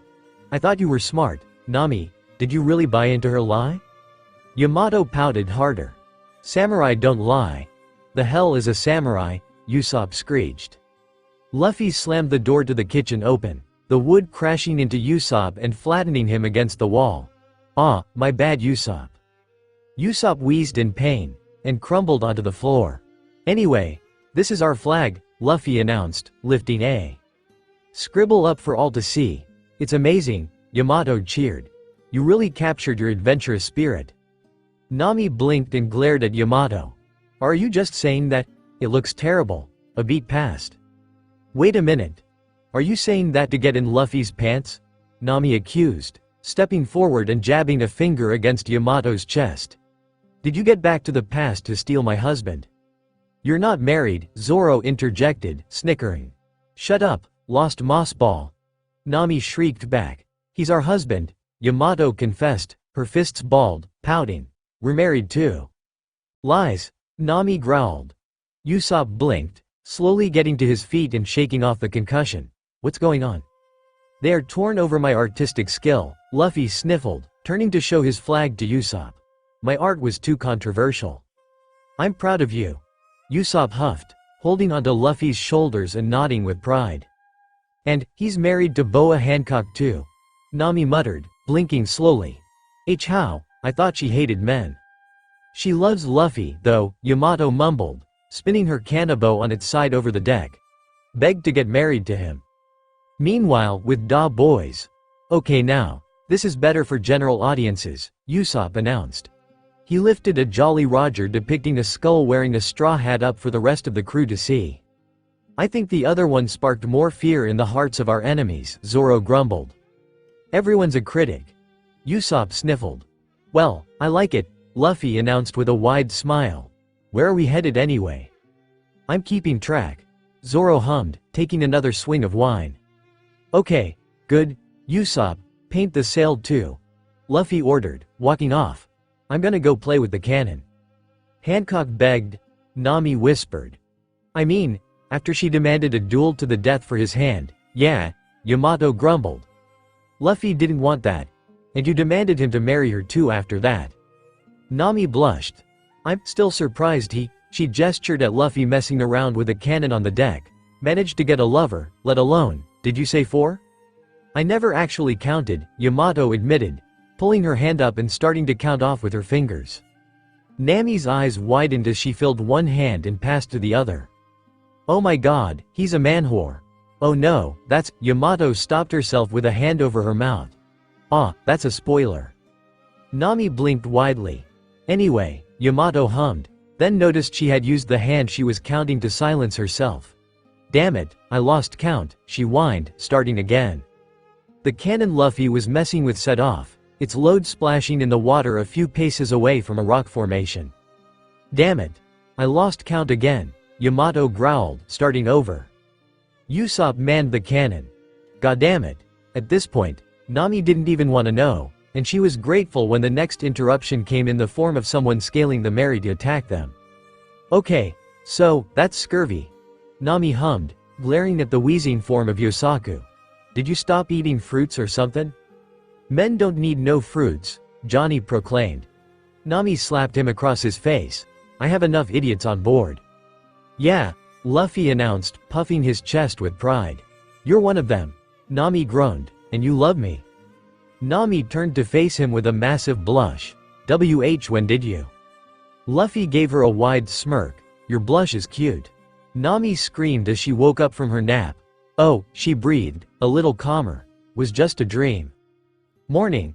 Luffy cheered, and Nami punched him in the head in reflex. Ow. Your fist of love hurts so bad, Nami, Luffy whined, holding his head. Stop calling it that, she hissed, blushing again. We're still headed to the Baratie, right? Yeah, Zoro's been keeping track of our heading. Luffy hummed, resting his crossed arms on the empty lounge chair next to Nami's. Nami nodded, stretching like a cat in hers. Good. She paused. Something about that was wrong, but she couldn't tell what that was. Wait, did you say Zoro was checking our heading? Luffy nodded. Nami wanted to scream. She did scream when she saw Kokoyashi on the horizon. How? She screamed, causing more of their crew to fill the upper deck. How are we even here? Everyone shared a confused look. Zoro shrugged. Look, I just took us right, left, then right. Nami pinched the bridge of her nose. Why? We were headed straight to the Baratie. Zoro smirked. I knew a shortcut. You just learned where Baratie was today. It was a gut feeling. Zoro hummed. Nami just slumped, looking at the deck. I'm not even gonna ask how you got us here so fast. What's that supposed to mean? Luffy mumbled, picking at his ear. Somehow, a day of sailing the other way, Nami grumbled. We're nearing Kokoyashi, my home island.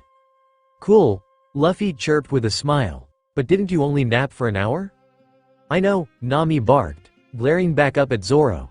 The hell did you do? Zoro shrugged. No one let him touch the helm ever again, Nami ordered, looking at the crew rubbing her eyebrows. Okay. Oh no, bro. Isn't Kokoyashi Arlong's territory? Johnny paled, taking a few steps back. Bros, we gotta run. Arlong will IRST a pedo. And now a cannibal, Usopp mumbled, shivering. The ocean's full of freaks. That's when Moo Moo swam to the surface, the massive cow seeking roaring as it glared down to the Mary. Nami and Usopp screamed, hiding behind Luffy and Zoro, respectively. Yamato rolled her eyes. What's a baby sea king doing here? Baby! Usopp and Nami shrieked. Moo Moo got offended, deciding to attack the ship. After a fight PETA demanded to be cut. The Mary was strapped to Moo Moo's horns with long ropes. The Sea King streaking towards Kokoyashi. Yamato and Luffy had ended up riding on their newly acquired booster engine's head, laughing their lungs out. Nami was sobbing against the mast, Usopp still hiding behind the sleeping form of Zoro. Why are we getting there even faster? It's fine, Luffy screamed back, smiling at one of his supposed future wives. I promised I would save your village, didn't I? I didn't mean now when I agreed to that, Nami screamed back. I'm not ready emotionally. Come on, it'll be like a band-aid, Luffy chuckled, jumping from the Sea King back to the Mary, giving Nami a hand to help her stand. Nami looked at his hand, then up to his face. Why are you doing this, anyway? It's my burden alone. Luffy tilted his head. You shouldn't have to do this, Nami explained, looking away. Stupid, Luffy said, blowing a raspberry. I go to hell and back for you. He would, Yamato said from the back of Moo Moo. Or, will, I'm not sure. Nami blushed again, reached out, and grabbed Luffy's hand. Fine. But leave the navigation to me next time, okay? Luffy smirked.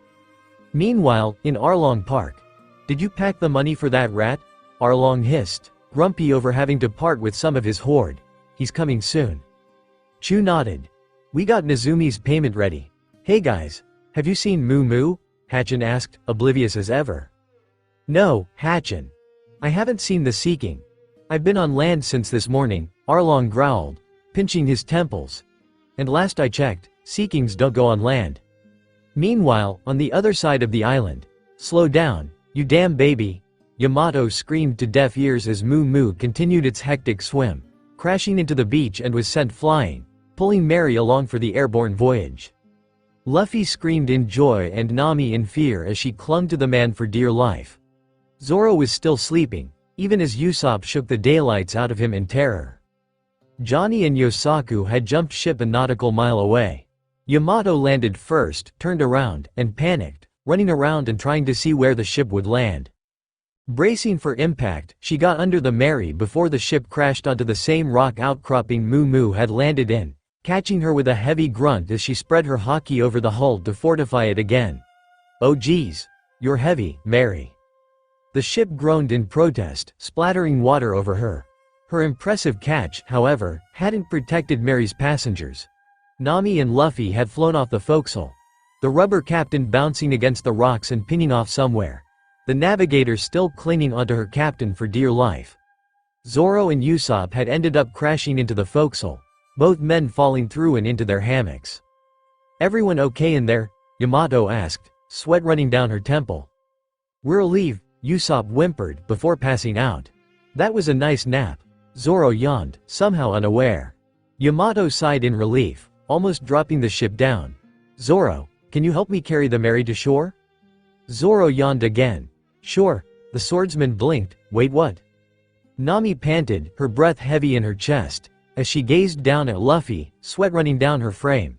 That was breathtaking. Luffy nodded with a wide grin. "Didn't know I could bounce that much." Nijiko opened the door of their house and paled at the sight. "Sis, what the fuck?" Nami slowly turned to look at her sister. "Oh hey, Nijiko." She paused and looked down to see that she was straddling Luffy, both of them disheveled from their rough crash landing. He managed to take the brunt of every bounce they had on their way, but that didn't really matter now. She blushed and punched him away, scampering off his body. "It's not what it looks like." Nijiko rolled her eyes. "Sure, didn't Genzo make you promise to wait until marriage?" "We are married, though," Luffy grumbled, rubbing his head. "Fist of love hurts." "We're not married yet," Nami roared. Nijiko smirked. "Yet? God damn it." Meanwhile, in the sky, "Someone keeps cursing me," Enel grumbled, annoyed. "Maybe you should give them divine punishment, my liege," one of his retainers offered, bowing deeply. Enel still shocked the man. "No one told God what to do." "I can sense the curses but can't feel the source," he grumbled, munching on a banana. "Whatever, can't be that important." "Your husband from the future?" Nijiko mumbled, tapping her teacup. "Sis, did you hit your head?" No, he's current," Nami explained again. "We got a wife?" She looked at Luffy for confirmation. The man smiled back blankly, not helping her at all in the conversation. "Wife? Who traveled back in time? She's the one who told us we would get married," Nami continued, understanding that she was alone in this. Nijiko blinked. "Aren't you supposed to be the one that takes people for a ride? Not the other way around?" "Oh, I'd like a ride," Luffy said giddily. Nami turned and blinked at the man.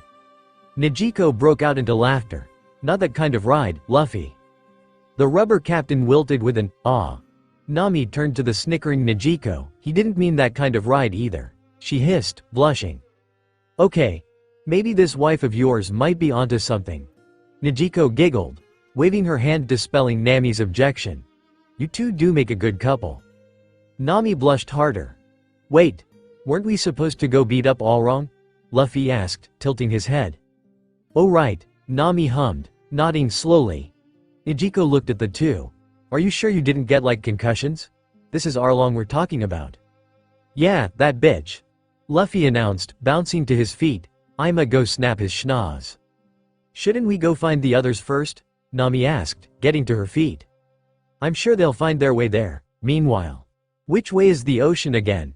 Yamato asked, looking around as she lifted Mary's aft up to her chest. Zoro managed to hold her bow above his head in front of the Oni woman. "Left," the swordsman announced, turning right. Usopp was still unconscious, tangled in his hammock, unable to help. Still not knowing better, Yamato followed his lead. "No, Hatchin, for the last time." Arlong hissed, his hand crunching the armrest of his throne. "I've not seen Moo." The gate to Arlong Park shuddered with a massive smash. "Oh, what now?" Arlong grumbled before turning to see the dent in the steel. A moment later, the heavy steel door was kicked down, flying into him and sending him crashing down into his tower. Luffy roared with a wordless battle cry. "Which one of you is Oblong?" The fishmen pirates blinked at the human, then to where Arlong was sitting a moment ago. Arlong tossed the door off him with a roar. "Who's asking?" "Monkey D. Luffy," Luffy answered as he rushed up close, his arms stretching as he gripped the gate he'd busted the door off. "Nami's husband," he announced as he let his hands go. An overcharged gum-gum bazooka caught Arlong in the chest and sent him through the building behind him. The fishman pirates blinked at the sight, then turned to Nami. She waved with an evil smirk on her face. Hatchin closed the gap, setting off a party popper. "Congrats, Nami." "Oh, you should probably duck," Nami told the octopus fishman, just as Luffy set off a gum-gum whip, his rubberized legs shooting out in a circle and catching all of the fishmen in the ribs, sending them careening into Arlong Tower as well. "Oh, he's strong too." Hatchin nodded, approving of his friend's significant other. "So, where did you meet?" "Oh, you know, G his way through his unconscious men and grabbing his Kiribachi on his way out of his tower." "You worthless s," he hissed, glaring a hole through Luffy. "You think you can win with a bunch of sucker punches? All humans are like you? All a bunch of damn cowards?" Luffy tilted his head. "I'm like a pirate, did you think I'd fight fair?" "Shut up, human s, I'll show you though." Arlong paused in his boasting, double-taking before turning to the gate. Is that a ship?" Nami flinched and turned too, seeing Zoro and Yamato lug the Mary down the path. "Oh, what the hell?" "See, it's the ocean," Zoro smirked, picking up his pace, "and you said we were lost." "Do you fucking think I'm a joke?" Arlong growled, his knuckles cracking as he gripped his blade tighter. "I'm gonna enjoy tearing you all limb from limb." Luffy punched the sharkman in the balls, causing the man to double over in pain. "You talk too much." I'm gonna kill you last, you piece of shit," Arlong wheezed between groans of pain. That's when Yamato caught sight of the man. "Oh my god, that's Arlong." Her face scrunched, and she lost a little bit of her grip, causing Zoro to groan and overcorrect. This, in turn, caused Usopp's cannon shot to go wide and strike true on the Arlong Tower instead of the original target, Arlong himself. "He looks nothing like Shirley," Yamato continued, getting her grip back, unfazed even as the tower started crumbling. "Wait," Nami hummed, pinching her chin, "isn't that one of Luffy's wives?" Arlong's eyes snapped open, adrenaline managing to overpower the pain in his balls. "You betted my baby sister." "I'm gonna," Luffy answered.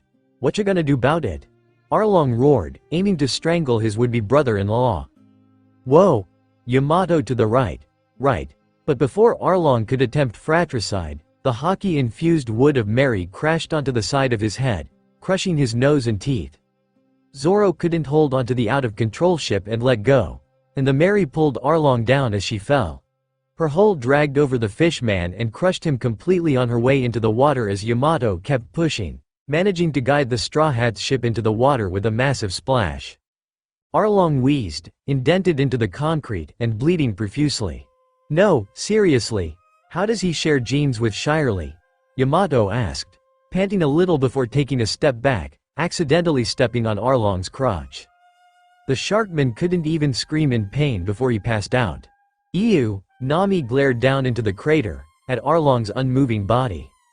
He looked so small now, his face locked in pain, embedded flush with the concrete that made up the plaza of Arlong Park. Even his nose was flattened against his face, crushing even the most minute piece of his pride. Luffy was at her side, his mere presence calming her senses. "If this is a dream, I don't want to wake up," she breathed wistfully, turning to him with a gentle smile on her lips. "Thanks, Captain." Luffy smiled back at her in another sunbeam smile, adjusting the hat on his head. "Stupid, we're still chasing those." She giggled and punched his chest weakly. "You're the last one that can call people that." Then her eyes landed on the stick in his grasp, his hand trembling. "Luffy, what is that?" He started whistling, hiding his stick behind his back. "What is what?" "I saw a stick," she insisted, glaring at him before remembering who he was. "Who were you?" She blinked and started laughing. "You want to poke him?" "Can I?" Luffy asked, not even waiting for an answer before starting to poke Arlong with the stick faster than she could fully see.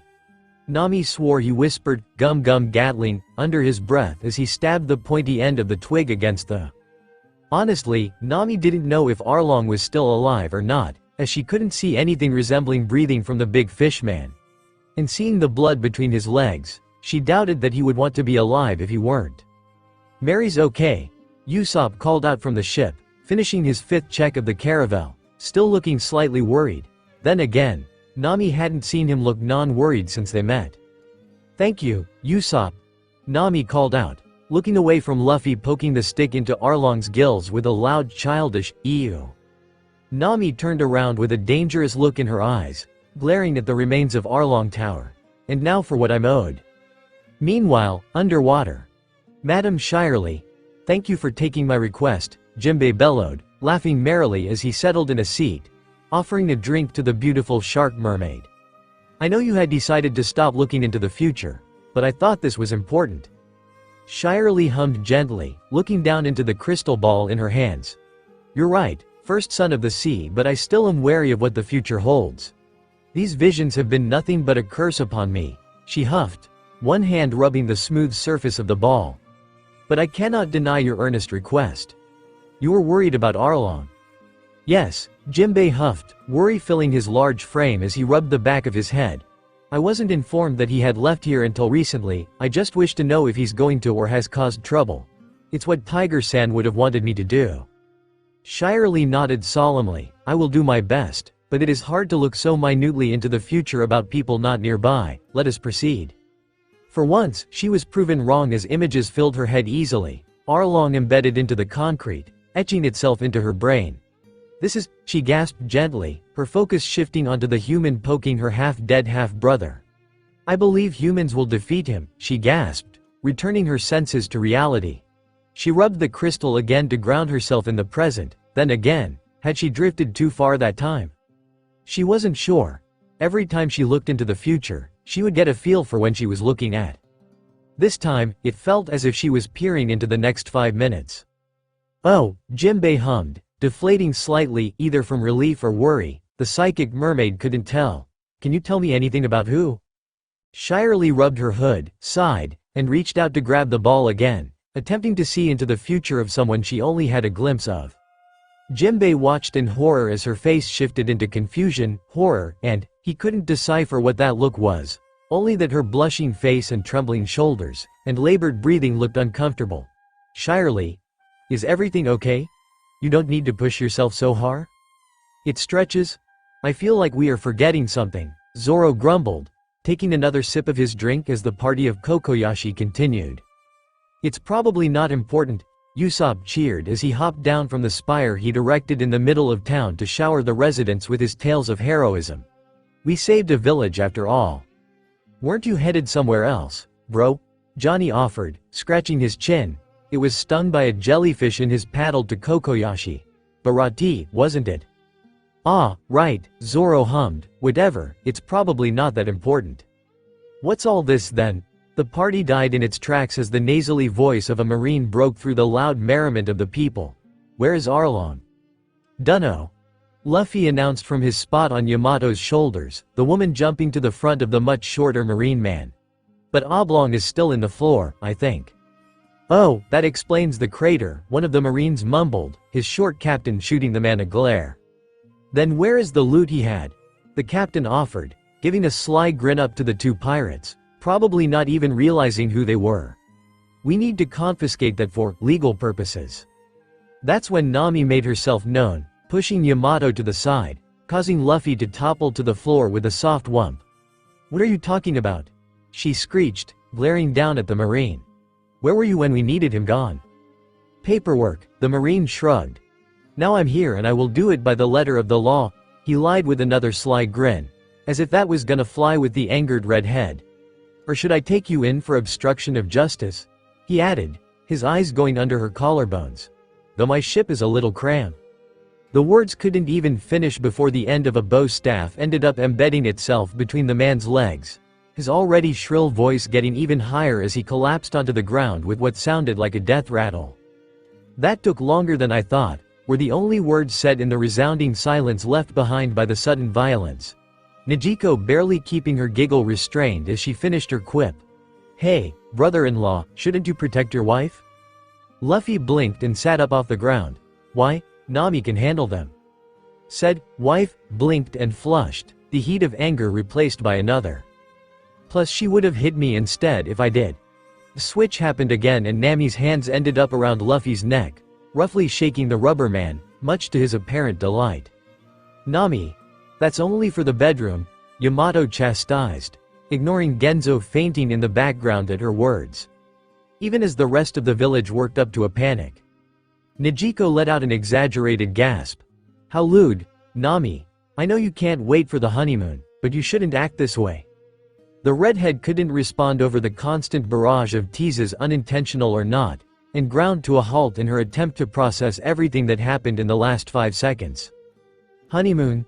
What's that? Is it tasty, Nami? Luffy asked, his neck stretching out, his face so close to hers.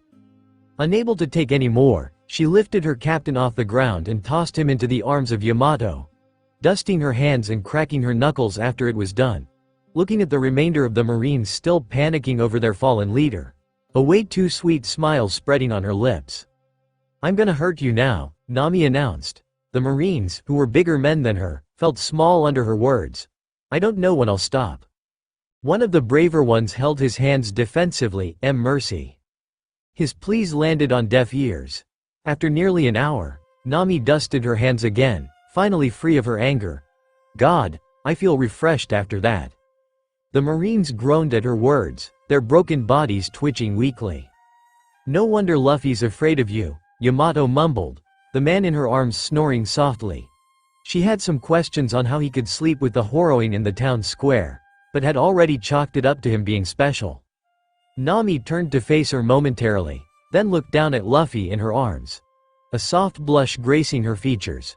Yamato smiled at her response. Nami growled, unfair, huffing a little. Come along, Yamato, let's find him a bed. Oh my, Nami glared at her sister. Not like that, Nijiko. Tsuyuri, Nijiko purred back, her hand against her lips in the epitome of smugness. You just want to go to bed with your future husband and wife, for wholesome reasons. Nami blustered a bit before grabbing Yamato by her shirt, come along. Yamato followed like an obedient puppy without understanding what wholesome even meant. Mystery holes. Zoro woke up with a snort at the break of dawn, hearing something in the distance. Sounds like, he blinked and decided that he wasn't sober enough for this, getting up to find more to drink. Luffy.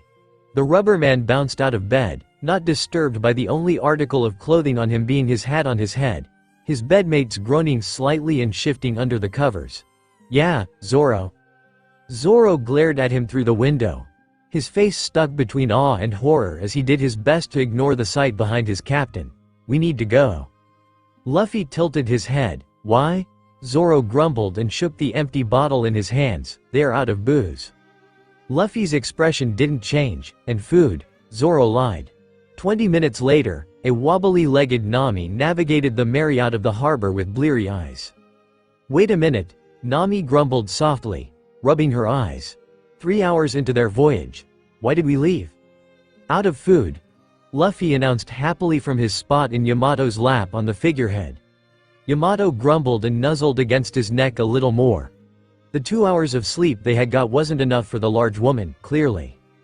Nami blinked, her thoughts taking a little longer to register in her sleep-deprived state. I guess we ran out of cooked food, she mumbled, trying to remember if Luffy had been less ravenous than usual with their nightly activities. If her brain was still working right after what he did, which she was doubting, the intimacy had only made him more ravenous than usual. In more than one way. A blush covered her cheeks at the memories of last night, a dopey smile on her face. Usopp looked at her response with worry. Are we sure she isn't too drunk to navigate us? Well, I am not, Zoro grumbled, unsatisfied with his own sobriety, walking towards the kitchen and the helm. Usopp had an inkling that he should have stopped the swordsman, but his gaze shifted to Nami, daydreaming about something or another. What the hell happened last night? He mumbled, too busy worrying about catching whatever Yamato, Luffy and Nami had to care about Zoro manning the helm. Now, Zoro's voice cut into his thoughts. How to go back to Shell's town. Nami bolted awake, only now noticing that she had fallen back asleep. In Luffy's arms. She blinked again, squirming slightly under his rubberized arms wrapped around her body, tying her to him. But as she realized that they were on the figurehead of the Mary, her attempts to escape were thwarted, replaced by the fear of falling into the sea and possibly under the ship. Luffy, she whispered, not sure how loud she wanted to be to not risk waking him too abruptly and causing him to drop her. Luffy, wake up. Yamato stirred awake instead, grumbling softly. 5 more minutes Nami, reminding the navigator that the Oni was their seat at the current moment. Unable to help herself, Nami smiled softly. Fine, she mumbled, nuzzling harder against the collective hug, looking out to the ocean. At the Bharati. What the fuck? Whatever comfort she would have got in the grasp of her two lovers was lost instantly at the sight of the massive floating restaurant bobbing with the waves on the horizon impossibly. Her eyes tracked the skies to get a sense of how high the sun was. Unless she had slept an entire 46 hours without realizing, they shouldn't have been where they were. Nowhere close. Her eyes were starting to burn as she attempted to squeeze them shut for long enough to get the sight of their current heading being so close wiped away by her eyelids. But when she had opened them again, the restaurant was still there. Nami didn't know if she regretted not being awake to see how in the seven hells Zoro got them here so fast, or thankful she didn't need to see the incomprehensible. She was already partaking in that a little too much with her interactions with Yamato and Luffy. Speaking of, she strained against their collective grip a little more, trying to slither out from under their arms. As she did, she went through a checklist in her mind. She decided that, under no circumstances, she would question Zoro's abilities as the helmsman, however, she would never let him use them again. Knowing his track record, even under her command, he would end up sailing them to the moon before the Grand Line. Somehow. Against all odds and the concept of logic itself. So the eldritch skills he employed at warping them to the Bharati in 1/6 of the time they should have taken would remain unused. Zoro, what the fuck did you do? She screamed, Yamato starting to stir a little more with a groan. Luffy only nuzzling against them both with a whine. I got us back to Shell's Town. Zoro screamed back, what's the big problem? Nami blinked, almost bursting into tears. That is the Baratie, she screeched out, almost causing Yamato to drop both her and Luffy into the ocean, the floating restaurant. The fuck is that? That is when Luffy snapped awake, and attempted to jump out of his seat with the cheer of food. Nami was thankful that Yamato seemed to be expecting the reaction and grabbed them in time to not get a soak in the ocean. Barely. Yamato had managed to grab Luffy's ankle in time, true. But nothing had stopped his leg from stretching, the giggling anchor way too close to the dark blue waters, one hand on his hat to keep it from falling off. She grumbled gently as both she and Luffy hung down the side of Mary's figurehead, the tips of her hair getting teased by the waves. We're here. You are lucky this is where we actually wanted to go, swordsman, Nami almost spat as they were guided to their seats, giving Zoro a stink eye strong enough to smolder the wood behind them. Yamato snuck glances at the marks left behind on the wood, nudging Luffy with her elbow to get him to notice, too. But the man was too enamored by the visuals of delectable food on the tables to pay her too much mind. Usopp whimpered and looked away from Nami's powerful glare, nursing the welts on the back of his head. He didn't deserve it, he was sure of that, but he was still in a better place than Zoro, his entire head slightly swollen with the beating he had received. Ironically, his swollen brow ridge was protecting his eyes from the caustic glare Nami was shooting at him. The sharpshooter didn't doubt that Nami wouldn't have stopped if Yamato hadn't pulled her off physically, and whatever argument the navigator was going to give to elongate her zealous punishment was forgotten as Luffy's rubber arms wound around both of their waists and dragged them off with a cheer of food. Normally, Usopp would be impressed that Luffy could lift Yamato. At that moment he was impressed that he could move Nami. Honestly, the power dynamic between the three was a mystery to the long-nosed man, but he wasn't going to question it. He still remembered what Nami had done to the Marines to vent her embarrassment in Kokoyashi. The last thing he needed was to get in her sights without a platoon to pummel instead of him. So when Lieutenant Full Body, or whatever the fancily dressed man had claimed to be, started being a public ass, Usopp was relieved, knowing that they had a lightning rod for their navigator. He seems cool, Luffy muttered between bites of Usopp's food. The sniper looked down at HIWN reflection on the shiny china. His fists weakly landed on the table in despair. It had been licked clean. He should be our cook. Nami shot a glance at Yamato, Usopp shaking off his woes to take in the small interaction. Just how deeply did the navigator believe the time travel lie? Really, he looks kinda lame, Zoro grumbled, looking down at the finished bottle, as if he needed to confirm he could force it to produce more alcohol if he glared at it for long enough. That is when the sous chef made himself known to the crew for the first time, twirling on the tip of his shoes and kneeling between Nami and Luffy. "Is there anything else I can bring you, mademoiselle?" "More meat." Luffy and Yamato demanded in tandem, and Sanji could not ignore the order this time, pirouetting on his toes again to kneel at Luffy's other side, facing Yamato, of course, my sinful beauty. Most of the table, everyone other than Luffy and Yamato, could only stare as the man in the suit pranced his way back into the kitchen. Did he make a pass at Yamato?" Usopp mumbled, still taken aback. "I know I would've," Yosaku admitted, causing Johnny to spit take. "Brave man," Zoro grumbled, sipping from his bottle. Nami just dumbly nodded before looking at Luffy. Not jealous, at all? Their captain blinked, swallowed what was in his mouth, and then glanced back at Yamato, who glanced back at him. "What does sinful mean?" they asked in tandem, turning to Nami. Even the other patrons face-palmed at their question. "Right, what was I thinking?" Nami sighed, softly smiling at her two idiots. That's when a gunshot echoed in the restaurant, tossing most of the customers into disarray. Usopp looked curiously at the door. "Did that Marine just die?" "Yeah," Zoro hummed, surprised you're not freaking out. "Man, I got a lot going on lately." Nami hummed gently, "You think that's gonna be our problem?"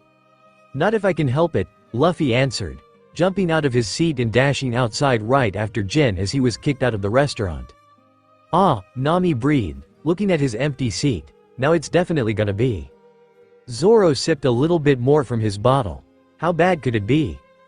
"How?" Zoro growled, looking at the flagship of the Krieg pirates. Luffy scratched the back of his head. "Honestly, I don't know this time." "Are you implying that you knew the last time?" Nami asked, pinching the bridge of her nose.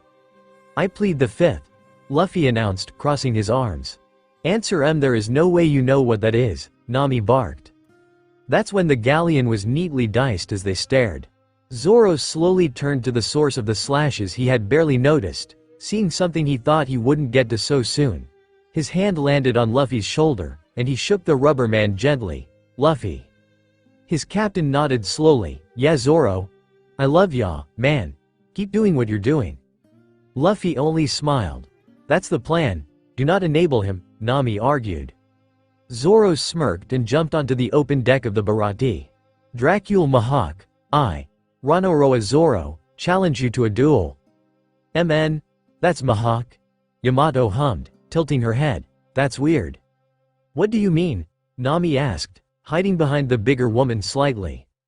"He's known as the world's greatest swordsman, but I don't feel any hockey." "What dat?" Usopp asked, scratching under his nose. "Mystery power that makes your willpower manifest." Yamato hummed. "All powerful people use it, especially on the Grand Line." Nami nodded slowly. "Okay, and? Well, it's weird that Mahawk doesn't have any." "One doesn't use a cannon to hunt a rabbit," Mahawk called out as he made his way onto the deck. "Yeah, but I thought a black blade would still have a signature," Yamato grumbled, scratching her hair. Mahawk coughed to the side and avoided her gaze, turning to Zoro. "I accept your challenge, Roronoa." Nami blinked. Is it me or did he try to change the topic? Usopp nodded. He definitely did. Luffy jumped back onto the railing at that time. "Hey guys, what did I miss?" Nami blinked widely at the man. "Where were you?" "Doing stuff." Nami looked to the side where Don Krieg and his men used to be, only seeing flaming wreckage and broken men howling in pain. That's Mahawk. One of the 7 warlords of the sea," Yosaku exclaimed, unable to keep the information to himself as he watched Zoro and Mahawk measure each other up. "He must be as strong as Arlong then." Yamato blinked widely at the proclamation, honestly stunned to silence for a beat. "Explain?" "Well, Arlong was in the same crew as Jimbei, another warlord," Yosaku attempted to explain, looking away from the one-sided fight. "Just makes sense, doesn't it?" "You know who else is a member of the 7 warlords," Johnny butted in, thankfully. "My mom," For the last time, Johnny, just 'cause you call Boa Hancock your mommy doesn't make her your actual mother, Yosaku chastised, rubbing his forehead. She doesn't like getting called that anyway, Yamato huffed, deciding to ignore Yosaku's earlier blustering. The two men stared at the giant of a woman, silently begging for her to elaborate further about the pirate empress. She never did. Instead, the Oni woman turned to see Luffy pass some diamonds to Nami, the navigator beaming with a smile at the transaction, smiling towards the two. Guys, Usopp mumbled, the only one still staring at the fight between Mihawk and Zoro. The fight? Don't you care if he lives or dies? Sanji asked, his hands in a white-knuckle grip around the fence of the Baratie. He glanced to his side at the shitty old man watching along with them, just as unaffected, doesn't he? Zeph kneed the blonde in the back with a soft grumble, no, you fool. They all know he is ready to die on the path to his dream. Nami shot a quiet look at Yamato, one eyebrow raised for a moment, and then nodded to herself, relaxing against the railing. The taller woman started sweating, understanding what Nami did and reached out to grab Luffy and pull him close. Luffy, if Nami can read my mind, does that mean that I'm spoiling stuff? She can read yours too, Luffy exclaimed, suddenly giddy, before he snapped back to serious when he heard the sound of shattering metal. Both Luffy and Yamato glared balefully at the battlefield as Mihawk shattered Zoro's two blades. Their green-haired swordsman silently sheathed the surviving Wado and turned around to face Mihawk, a feral grin stretching his bloody face. Scars on the back are a swordsman's shame, he exclaimed, arms spread wide. Mihawk smirked and used Yuru to slash across the younger man's chest, though not clean through him. Both Yamato and Luffy blinked into existence from their place on deck to the makeshift duel platform as Zoro fell back into the ocean, defeated. Mihawk arched an eyebrow at the vibrations through his blade, having had to use the flat of Yuru to defend against Luffy's punch, as he couldn't dodge out of the way fully while also sidestepping Yamato's kanabo. The duo was in sync in a way Mihawk rarely saw, let alone had to combat. Mihawk glowered, looking slightly annoyed. Monkey D. Luffy, Luffy bellowed, cracking his knuckles. The man who will become the king of pirates. And I'm the person who will become the next Odin, Yamato added, slamming the tip of her kanabo to the wood at her feet. Mihawk blinked, now that is a name I've not heard in a long time. Yamato squinted. Also, you're brave, calling yourself the greatest swordsman without even coming to Wano. Luffy. Whatever Yamato was saying was lost to the waves as Zoro proclaimed his promise to never lose again, and by the time they turned around Mihawk had disappeared. The two looked at each other. Okay, how did he do that? Luffy mumbled softly. Honestly, I don't even know. Sanji looked between the half-dead body of Zoro and the flaming wreckage of the Krieg pirate armada, torn so thoroughly on what to do. Part of him was impressed by the sights he'd glimpsed. Another was shocked that there were lunatics who were idiotic enough to put themselves in harm's way, the way these pirates had. Luffy had no reason to dismantle the other crew the way he had, and Zoro looked like he was trying to kill himself battling someone so much stronger than himself. Why? The question left his lips before he could think. Luffy turned to him with a tilt of his head, Yamato doing the same a second later. I told you the reason, you foolish little eggplant. They're fools chasing their dreams, Zeph grumbled, crossing his arms. You ought to learn a thing or two from them. Sanji looked at his adoptive father blankly. You're just saying that 'cause you want to get rid of me. Nami stopped fussing around with applying first aid to Zoro and got up to glare at the two men. Can you two idiots talk and say what you actually mean?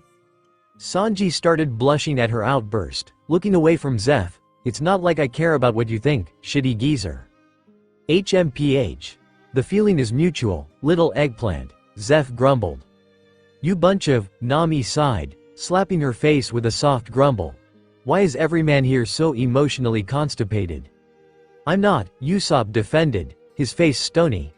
Nami turned to him with a sad look. Yes you are. Pissed, Yamato, Luffy, whispered, a little too loud for his effort to amount to anything. What does emotional conscription mean?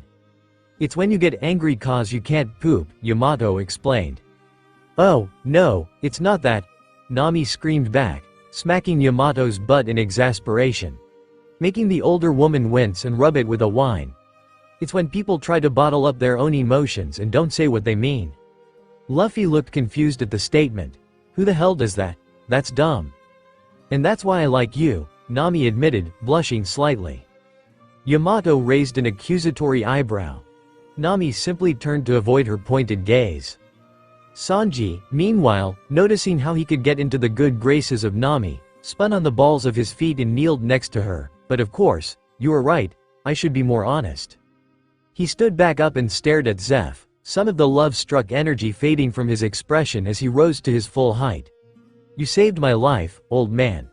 So I'll stay here and even die for this restaurant of your dreams. Before anyone else could respond, Luffy's rubberized arm latched onto the cook's collar, rocketing him back towards him and slamming his forehead against the sous chef's, making the cook see stars with the sudden impact. What the hell do you mean, dumbass?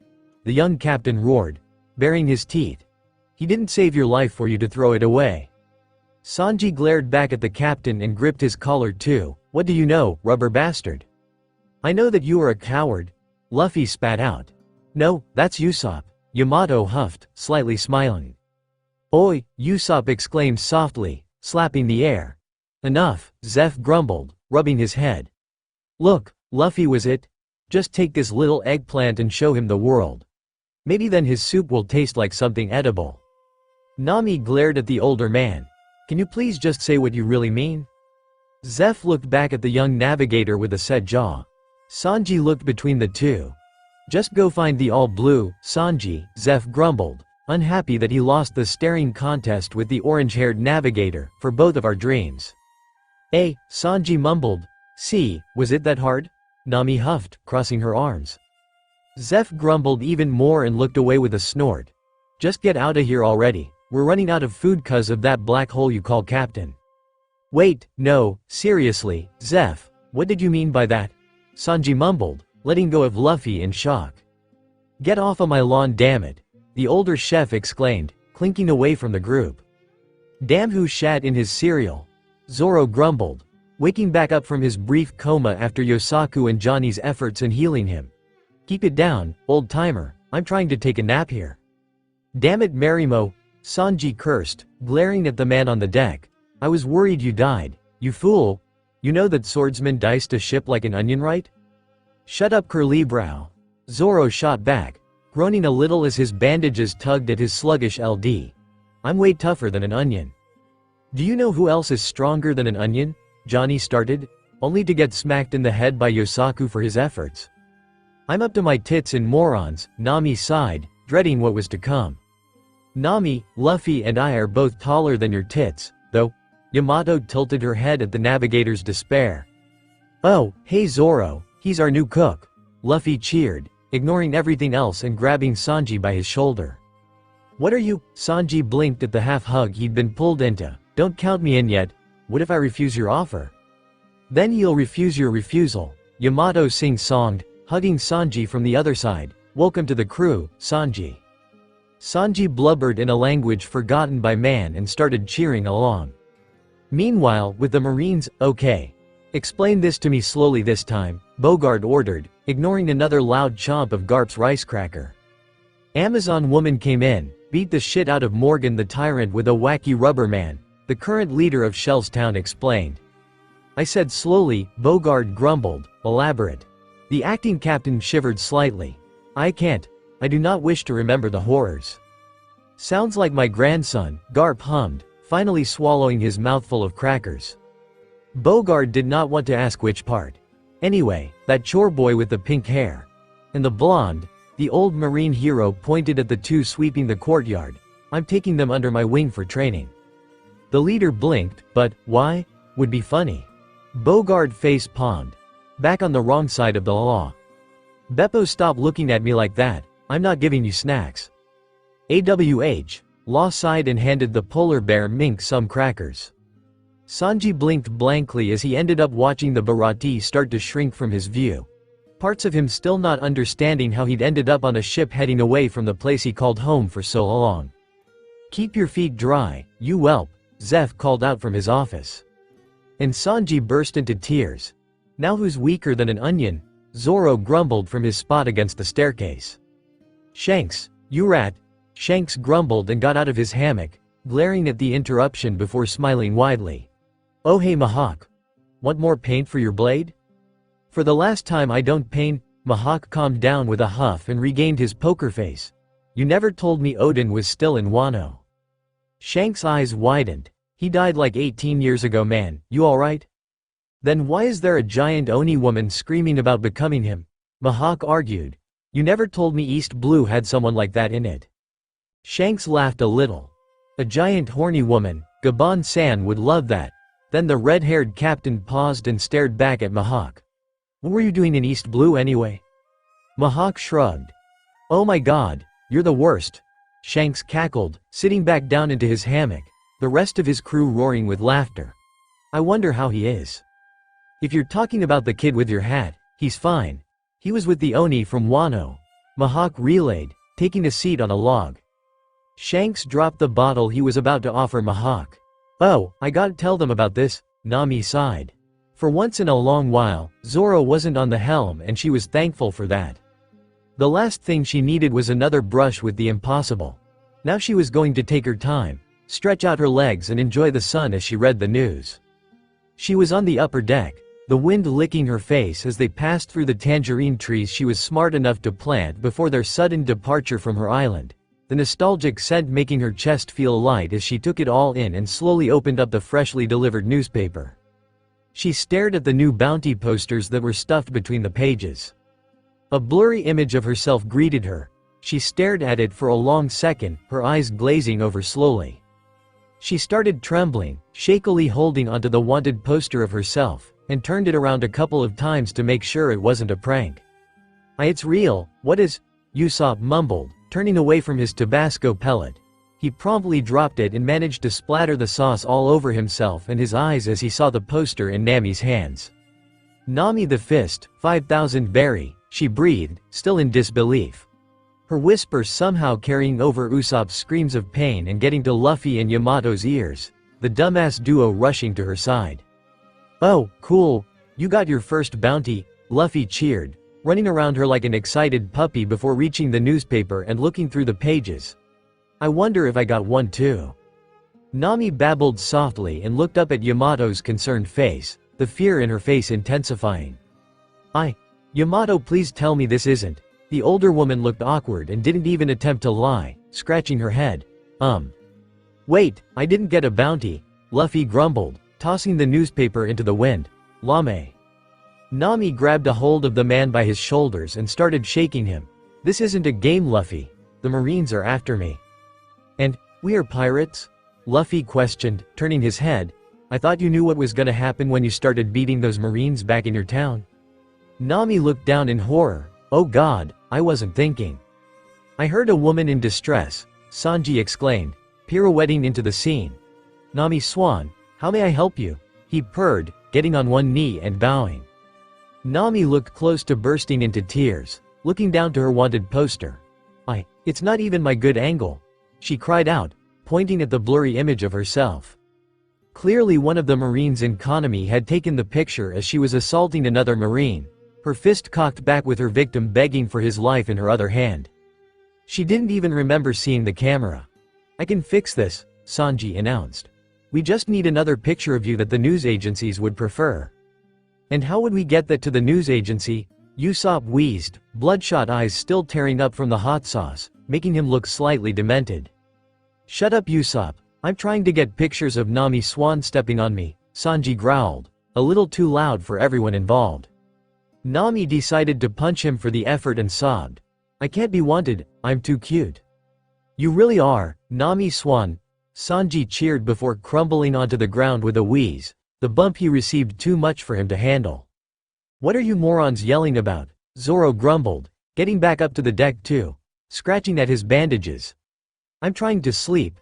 His eyes landed on the crumbled form of Sanji, and he let out a loud snort. "Serves you right, Dark Bro." "Shoo, shut up, Marimo," as the two started approaching each other with intent to scuffle, and Usopp started panicking about Zoro reopening his wounds. Yamato silenced everyone with a simple statement. "I got an idea," Smoker shuddered. The rocks he was balancing falling to the wayside. "Felt like someone walked over my grave." "Captain Smoker," He got to his feet, tossing his jacket over his shoulders with a gruff sigh, and looked back at the crewman who'd approached him. Yes. New bounties are in. The officer relayed, holding up a poster, Nami the Fist, 5,000 berry. The captain of the Logetown Marine branch didn't know where to start with the issues he had with that statement. Why did you bother me with that bounty when it's so low? He breathed, smoke hissing through his teeth as he ran a hand through his hair. Besides, what's with that moniker? What is she, female Garp? I think she's too cute to be a female Garp. Smoker shot his subordinate an unimpressed look. Whatever. I'm sure she wouldn't cause us any issues.